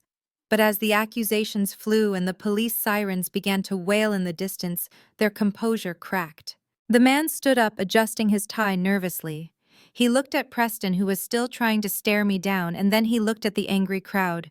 He cleared his throat, but in the silence it sounded like a shout. "Hey, kid," he called out, his voice rough and uncultured, completely at odds with his tuxedo. "This wasn't part of the deal. You said this was a simple gig. Smile, wave, look rich. You didn't say anything about the FBI or mobs." Preston whirled around, his face draining of blood. "Shut up," he hissed through clenched teeth. "Sit down and shut up. I will handle this." But the woman stood up too, clutching her designer bag, which I now noticed still had a tag tucked discreetly inside. "No, we are not shutting up," she declared, her accent thick and undeniably working class. "I am an actor, not a criminal accomplice. You owe us $500 each for playing your parents today. And I want it now, in cash, before the cops get here." A collective gasp went through the room. Bianca stared at the couple, her eyes bulging. "Actors," she whispered. "You hired actors." "But I met them. We had dinner. They told me stories about your childhood." The woman snorted. "Honey, I read a script. He emailed it to me last week. I have never met this guy before Tuesday. He picked us up from a casting call for a detergent commercial. Said he needed distinguished-looking people for a private event. I thought it was a murder mystery party, not actual fraud." Desmond looked like he was having a stroke. He stumbled toward the couple, his hand clutching his chest. "You mean you aren't the Van der Hovens?" he wheezed. "But we discussed investment strategies. We talked about the yacht club." The man shrugged. "I watched a YouTube video on investing in the car on the way over. And I don't know a yacht from a canoe, buddy. I just repeated what the kid told me to say. Look, is anyone going to pay us, or should we start talking to the police when they get here? I bet they would love to know about the script." The guests were in an uproar. The prestigious Van der Hoeven family was a lie. The wealth was a lie. Even the parents were a lie. People were laughing now, cruel, hysterical laughter, as the absurdity of the situation sank in.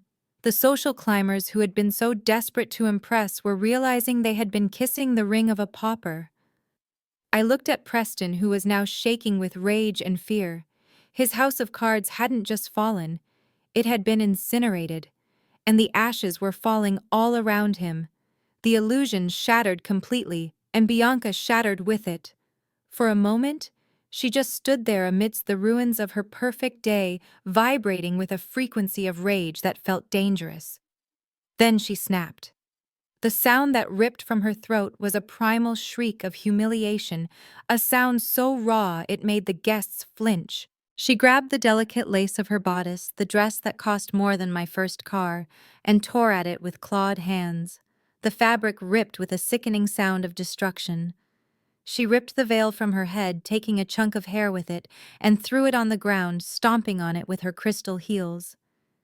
You monster, she screamed, her face streaked with black tears of mascara and despair. You liar. You ruined my life. She launched herself at Preston, her fingernails aiming for his eyes. She was a whirlwind of white silk and fury, striking him, slapping him, screaming obscenities that would make a sailor blush. She pummeled his chest, sobbing hysterically, asking him how he could do this to her, how he could humiliate her in front of the entire city. Preston took the blows for a second, too shocked to react, but then his own anger boiled over. He grabbed Bianca by the shoulders and shoved her hard. She stumbled backward, her heels catching on the torn layers of her dress, and she fell heavily onto the cold marble floor. The crowd gasped, but no one moved to help her. "Get off me, you psycho!" Preston spat, straightening his jacket with a sneer. "You act like you are the victim here. Please, look at yourself. You are pathetic. You thought you were some prize catch, didn't you? You thought I was lucky to have you." He laughed, a harsh, cruel bark that echoed off the high ceilings. "I never loved you, Bianca. I could barely stand to look at you. You are shallow, you are vain, and you are dumb as a box of rocks. The only reason I looked twice at you was because of the name. I thought your family had money. I thought your father was a big shot. And when I realized he was a fraud, I stuck around because I saw her." He pointed a shaking finger at me, standing calm and untouched on the altar. "I saw your sister. I saw the real money. I figured if I married into the family, I could get my hands on her assets. I could guilt her into paying my debts. That is the only reason I walked down this aisle." He looked down at Bianca, who was weeping on the floor, a crumpled heap of broken dreams. "You and your parents are nothing but bougie wannabes," he sneered, his voice dripping with venom. "You play dress up. You rent expensive cars. You act like royalty, but you are rot. You are empty. If your sister wasn't rich, I wouldn't have even spit in your direction. So don't cry to me about love. We were both using each other. I just got caught first." Bianca looked up at him, her eyes hollow. She looked at her parents, who were cowering in shame, and then she looked at me. For the first time, she saw the truth. She wasn't the princess. She was just the bait in a trap she helped build. And now she was left with nothing but a torn dress and a heart full of glass. The heavy mahogany doors at the back of the grand atrium burst open with a force that rattled the crystal chandeliers. This time, it was not a hired security team or a catering crew. 6 agents wearing navy blue windbreakers with bright yellow letters emblazoned on the back stormed into the room. "Federal agents, everyone stay where you are," a commanding voice boomed over the murmurs of the crowd. The guests froze instinctively, stepping back to create a wide path down the center aisle. The agents moved with practiced efficiency, ignoring the stunned onlookers, and heading straight for the altar where the remains of the Vance dynasty lay scattered. Preston saw them coming, and for a split second I thought he might try to run again. He looked toward the side exit but saw my security team blocking the way with crossed arms. He looked at the stained glass windows, but they were too high. He was trapped in the cage of his own making. 2 agents ascended the marble steps and grabbed him by the arms. He began to struggle, kicking and thrashing like a child throwing a tantrum. "Get your hands off me!" he shrieked, his voice cracking with panic. "Do you know who I am? This is a mistake. I am a victim here. You are under arrest for federal wire fraud, identity theft, and interstate racketeering," the lead agent stated calmly, pulling Preston's arms behind his back. The sound of handcuffs ratcheting shut was sharp and final, cutting through the air like a gunshot. It was the sound of justice finally catching up. Preston's face turned a violent shade of purple. He stopped struggling against the metal cuffs and turned his venom toward the only other target within range. "It was him," he screamed, thrusting his chin toward my father. "It was Desmond Vance. He is the mastermind. He lured me into this. He told me he was a billionaire. He told me he owned this club. He showed me fake financial records. I only did what I did because he promised me a payout." Desmond, who had been trying to slink away into the shadows, stopped dead in his tracks. He spun around, his face a mask of indignation. "You lying snake!" Desmond roared, pointing a trembling finger at the man who was supposed to be his son-in-law. I never showed you anything. You came into my house. You ate my food. You drank my wine. You told me you had a trust fund worth $50 million. You said you were going to invest in my company. You are the con artist, not me. Preston laughed, a manic, desperate sound that made the guests shudder. I was conning you because you were conning me, you old fool. I checked your credit score. I knew you were desperate. I just thought I could squeeze a few million out of your daughter before the house of cards fell. He looked at the agents, his eyes wild with betrayal. Arrest him too. He is an accomplice. He signed the loan applications. He knew everything. Patricia let out a wail, clutching her pearls, looking as though she might faint. Oh my God! Stop it! Stop it, both of you! She cried, her voice shrill. We are innocent. We didn't know he was a criminal. We were just trying to help our daughter. Preston spat on the floor near her feet. You were trying to sell your daughter to the highest bidder, you witch. You are just as bad as him. You are all bougie trash.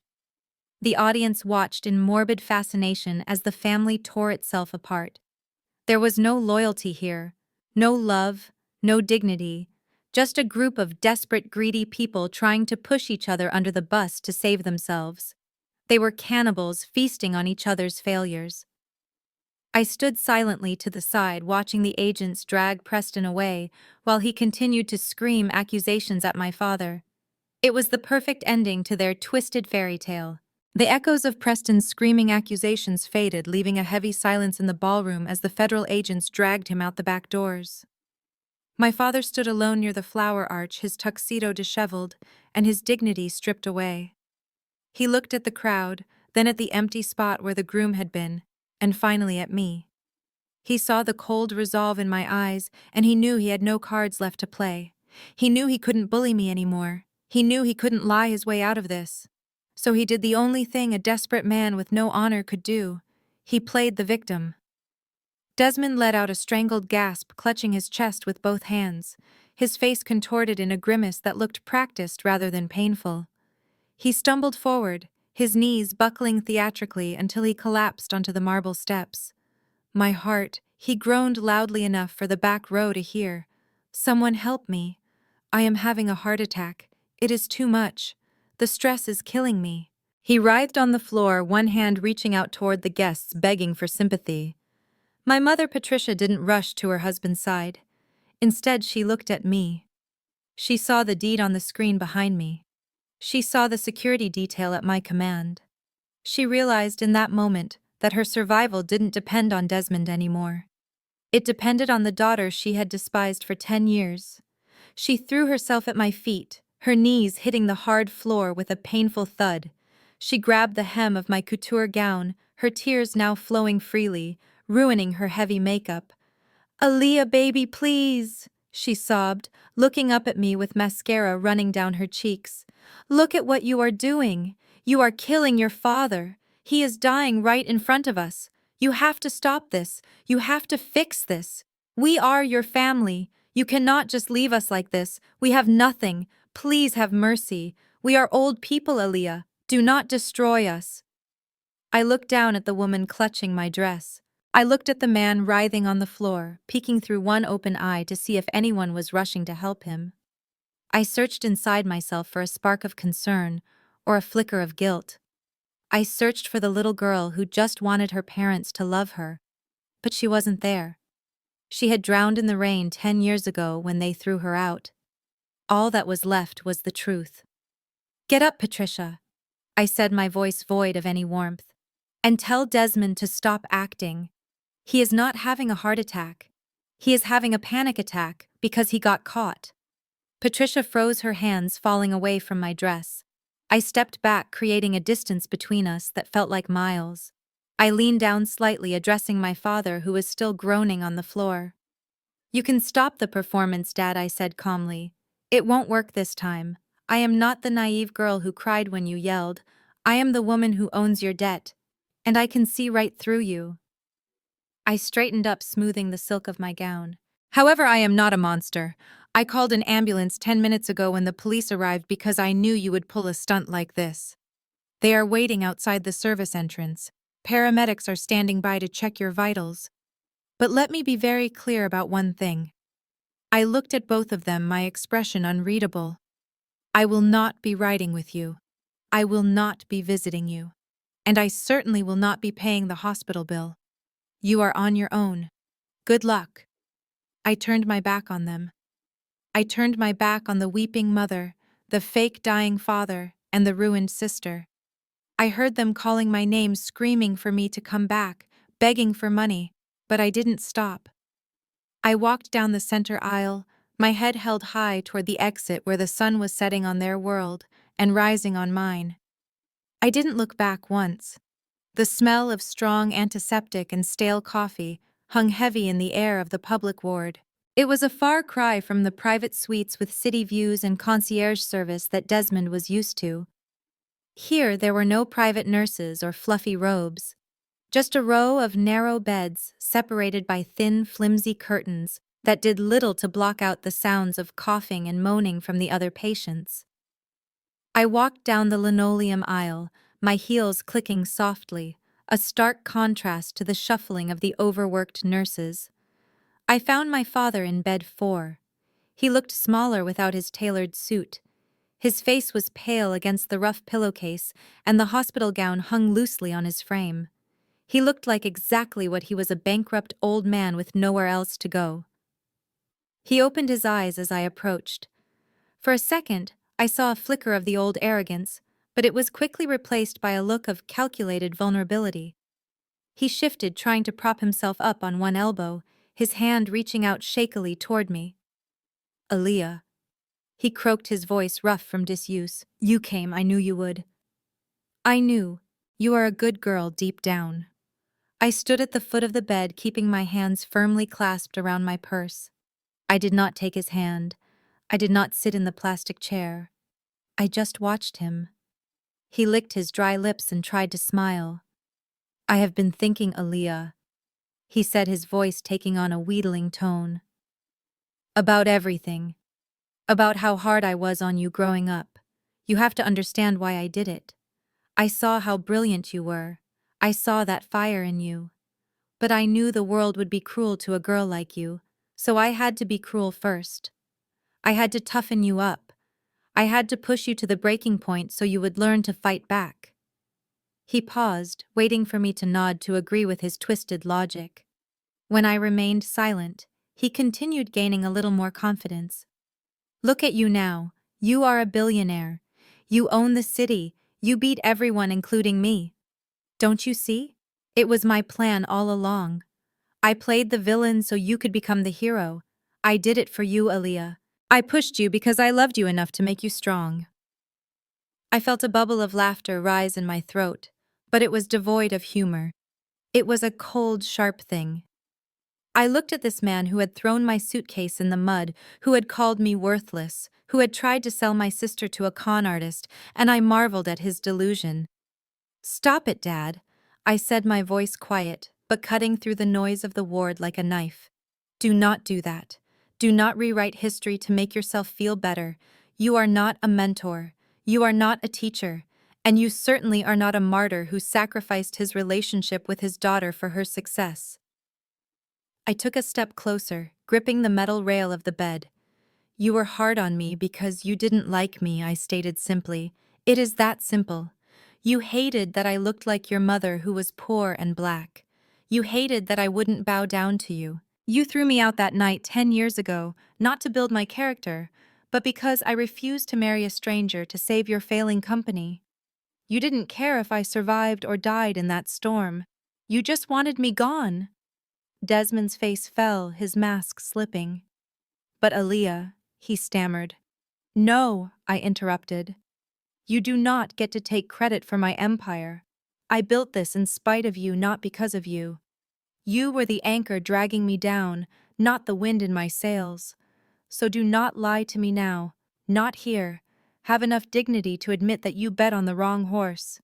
You put all your love and money into Bianca, and you treated me like dirt. And now, you have to live with the result." I turned away from the bed, looking at the exit sign glowing red in the distance. I just came to tell you that the foreclosure is final. You have nowhere to go when you are discharged. But I am sure you are tough enough to handle it. After all, you taught me everything I know about survival, right? The 30-day grace period evaporated like water on hot asphalt. The morning of the eviction did not bring a moving van for the Vance family. Instead, it brought a sheriff's cruiser and a team of asset recovery specialists hired by my holding company. I was not there in person. I did not need to be. My presence was felt in every legal document and every seizure tag that was currently being slapped onto the furniture I now owned. Desmond stood in the grand foyer, holding a single plastic bin containing his socks and underwear. He looked at the antique grandfather clock that had stood by the door for 20 years. He reached out to touch the wood one last time, but a deputy stepped in front of him. "Don't touch the assets, sir," the officer said, his voice bored and routine. "That clock is property of the bank now. You are permitted to remove personal clothing and toiletries only. Everything else stays to satisfy the outstanding debt." Patricia was weeping in the corner, clutching a garment bag to her chest. She had tried to slip a silver picture frame into her purse earlier, but the recovery team had caught her. They had forced her to empty her pockets like a common shoplifter. "Put it back, ma'am," the agent had said. "That is theft. Do not make us handcuff you on your way out." She had dropped the silver, her hands shaking, letting it clang against the floor.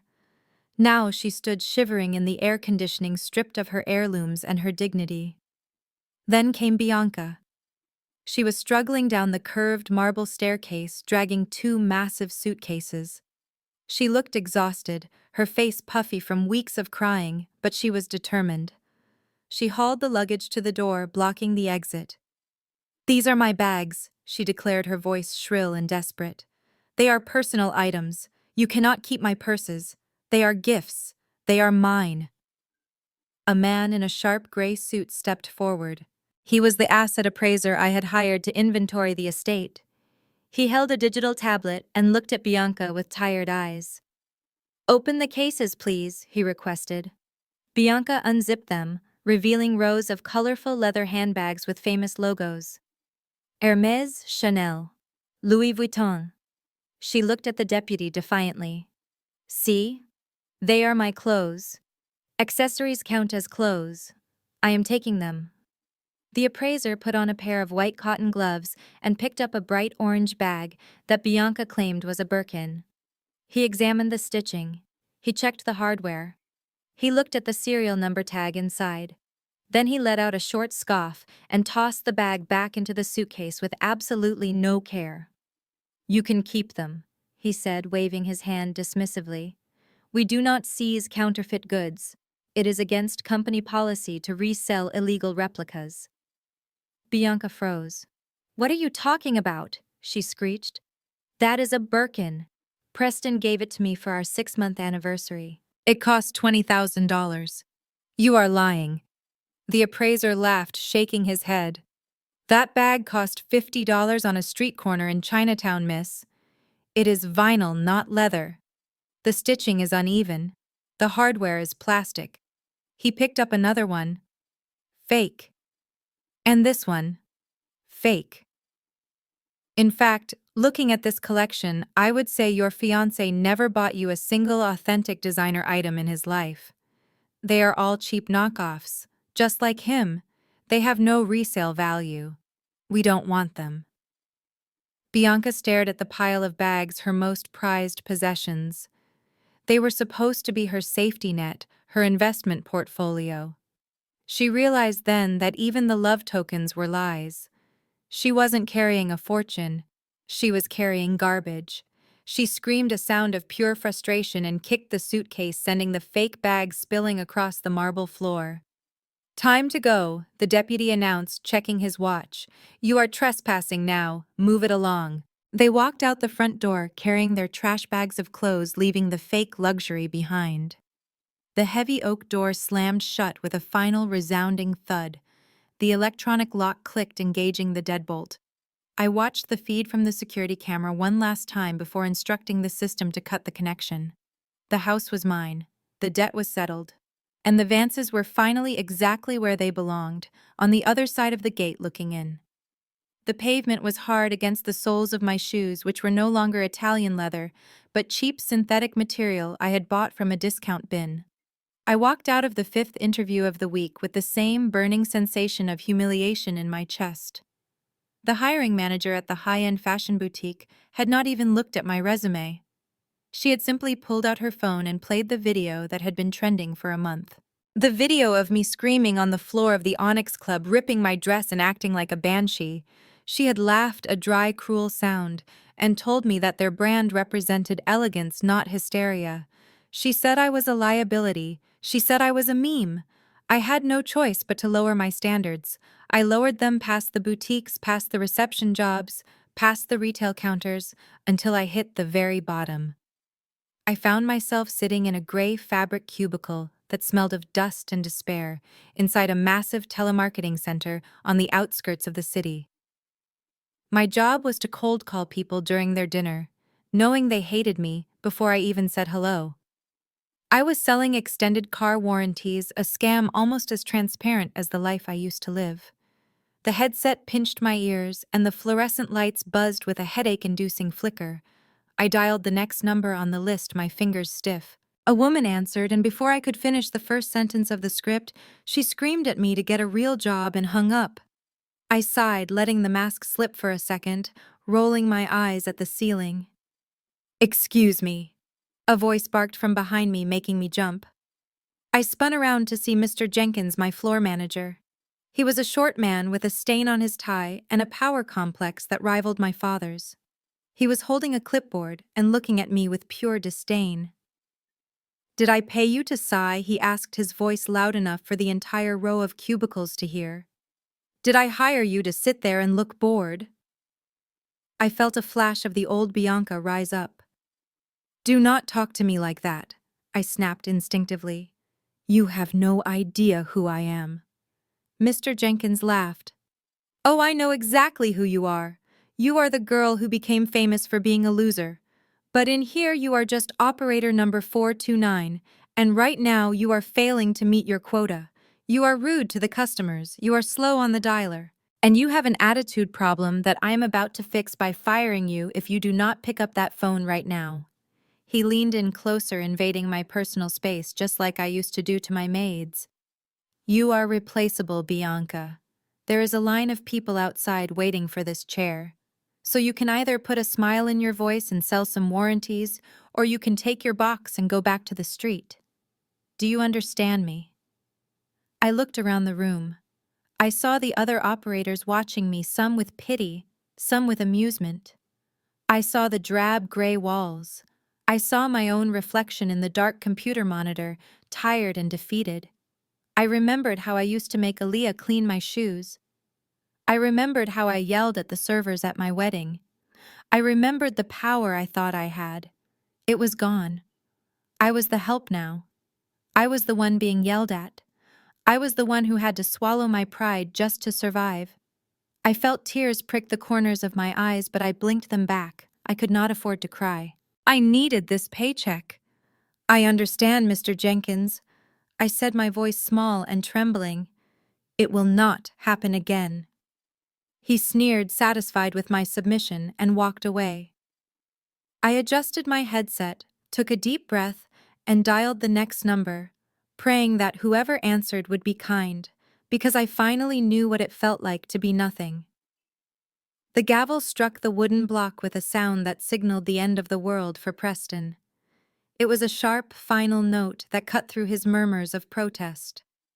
The judge looked down at him with eyes that had seen 1,000 con artists before, and found nothing special in this one. 10 years in federal prison for wire fraud, identity theft, and racketeering. The sentence hung in the air, heavy and suffocating. Preston slumped in his chair, the arrogant smirk that had been his trademark finally wiped clean, replaced by the hollow stare of a man watching his future dissolve into gray concrete.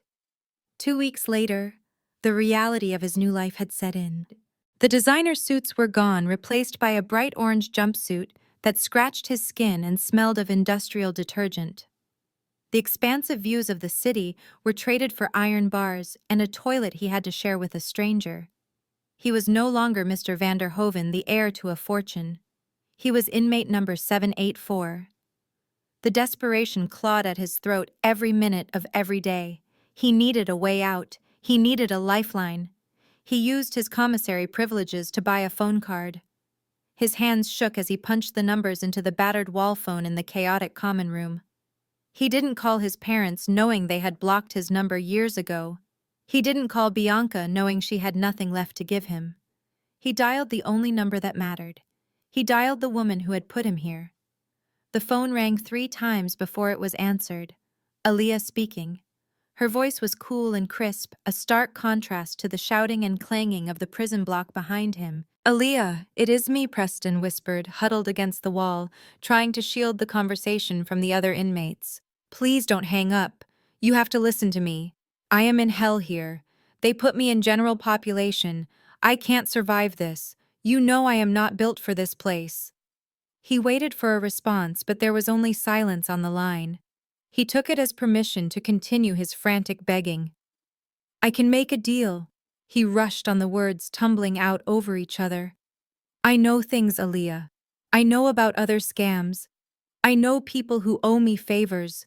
If you post my bail, if you get me a good lawyer, I can pay you back. I will sign whatever you want. I will be your servant. Just get me out of here. Please, I am begging you. Look, I am sorry about the wedding. I am sorry about everything. Just show some mercy. You won. You proved your point. Now please save me." He stopped breathing heavily, clutching the receiver like it was an oxygen mask. He waited for her to yell or to laugh or to offer a sliver of hope. On the other end of the line, sitting in her penthouse office, Aaliyah looked at the phone in her hand. She took a slow sip of her tea, looking out at the city she now ruled. She didn't feel anger anymore. She didn't feel triumph. She just felt bored. "Preston," she said, her voice devoid of any emotion. "You seem to be under the impression that we are negotiating. We are not. You are where you belong." "But Aaliyah," he sobbed. "Please." "This is a collect call, Preston," she interrupted. "And frankly, you aren't worth the connection fee. This call is costing me money and I have better things to invest in than a bad memory. Don't call this number again." She tapped the screen, ending the call. The line went dead in Preston's ear. He stood there for a long moment, listening to the dial tone, the sound of absolute isolation. He slowly hung up the phone and looked around at the cold, unforgiving walls of his cage. The line was cut. The show was over. And he was finally alone.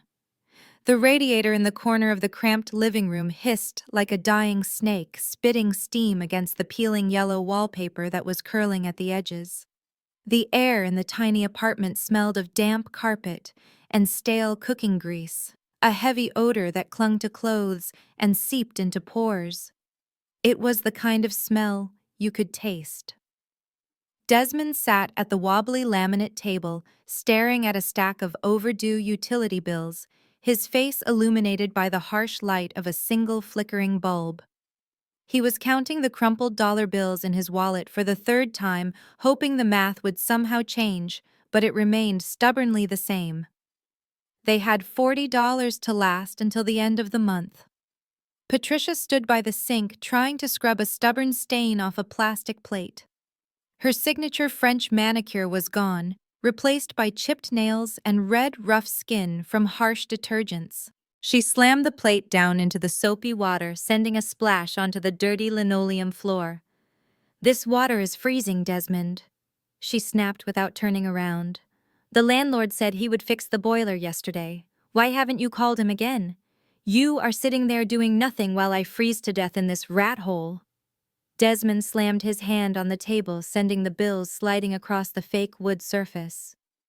"I called him 3 times, Patricia," he shouted back, his voice echoing off the thin walls.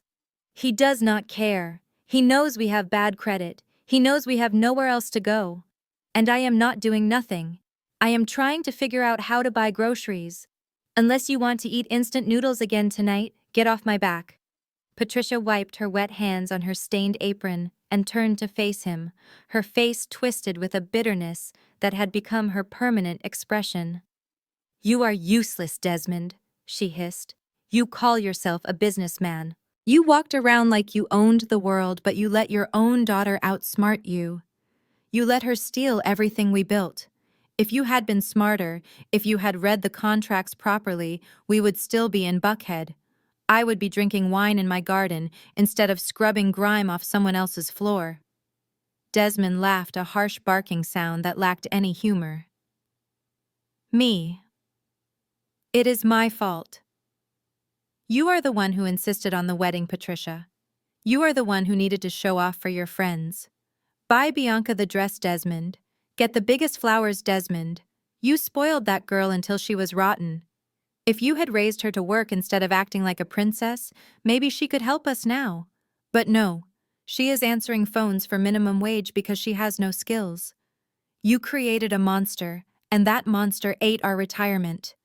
Patricia gasped, clutching her chest. "Don't you dare blame Bianca. She is a victim in this too. She was deceived just like us." Desmond stood up, kicking his cheap metal chair back. "We are all victims of your vanity. Look around you, Patricia. Look at this place. The leaking ceiling, the cockroaches in the cupboard. This is exactly where we sent Aaliyah 10 years ago. We threw her into this filth and told her to sink or swim. We laughed at her poverty. Well, now we are the ones drowning. And the funniest part is we deserve it." He grabbed his coat, a tattered wool trench that had seen better days. "I am going out," he muttered, heading for the door. "Where are you going?" Patricia demanded, her voice rising to a shriek. "To the bar," Desmond replied without looking back. "To spend our last $10 on a drink. Because listening to you is more expensive than being broke." He slammed the thin plywood door, shaking the whole apartment, leaving Patricia alone, in the silence of their ruin, listening to the radiator hiss. The evening breeze felt different tonight. It wasn't heavy with the scent of old money and desperate pretension anymore. It felt clean. I stood on the limestone balcony, overlooking the sprawling, manicured gardens that used to belong to a club defined by exclusion. Above me, the neon sign buzzed softly, but the name Onyx was gone forever. In its place, burning in a brilliant, defiant gold, was a new name: the Phoenix. I had gutted the place. The heavy velvet drapes that smelled of cigars and secrets were in a dumpster somewhere. The gold leaf statues of cherubs were replaced by modern art created by local sculptors. I didn't just buy the building, I scrubbed its soul. I turned a monument to vanity into a sanctuary for merit. I turned back to the room behind me. It wasn't filled with social climbers or fake friends or people who only loved me when I was useful. It was filled with the people who had stood by me when I had nothing but a jagged scar on my hand and a plan in my head.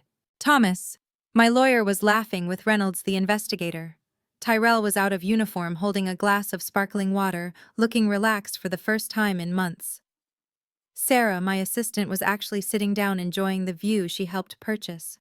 This was my circle, small, tight, and unbreakable. I picked up my glass of champagne. It was a vintage bottle, the kind my father used to hoard in his cellar but never drink because he was saving it for a special occasion that never came. I tapped the glass with my nail, a sharp, clear sound that silenced the room, not out of fear, but out of respect. "To the fire," I said, raising the glass and meeting their eyes. "And to everything we built from the ashes." They raised their glasses in unison. "To the Phoenix," they echoed.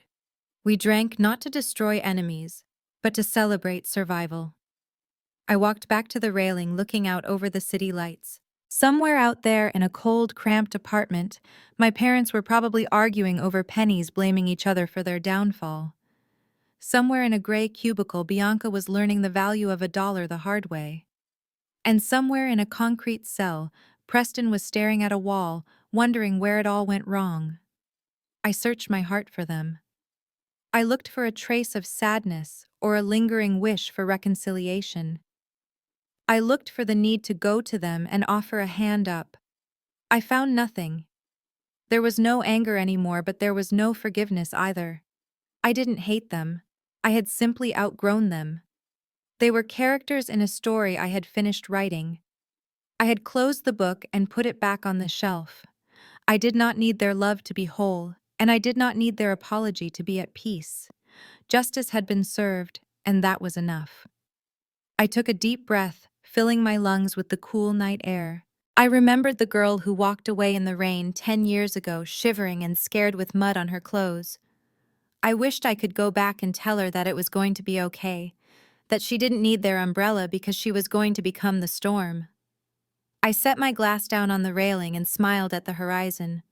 The past was paid for, the debt was settled, the future was unwritten, and it was entirely mine. I was finally free. The most profound lesson from Aaliyah's journey is that a legacy built on lies is destined to collapse. The Vance family and Preston spent their lives curating an illusion of wealth and status, believing that arrogance could mask their moral bankruptcy. They underestimated Aaliyah because they valued the appearance of power over the substance of character. However, as the story proves, you cannot fake your way to the top forever. Eventually, the bill always comes due. Aaliyah's victory teaches us that true worth is not found in the validation of others, even family, but in the empire you build with your own hands. She demonstrates that the best revenge is not noise or violence, but absolute, undeniable success. By cutting the toxic ties that held her back, she showed that self-preservation is not selfish, it is necessary.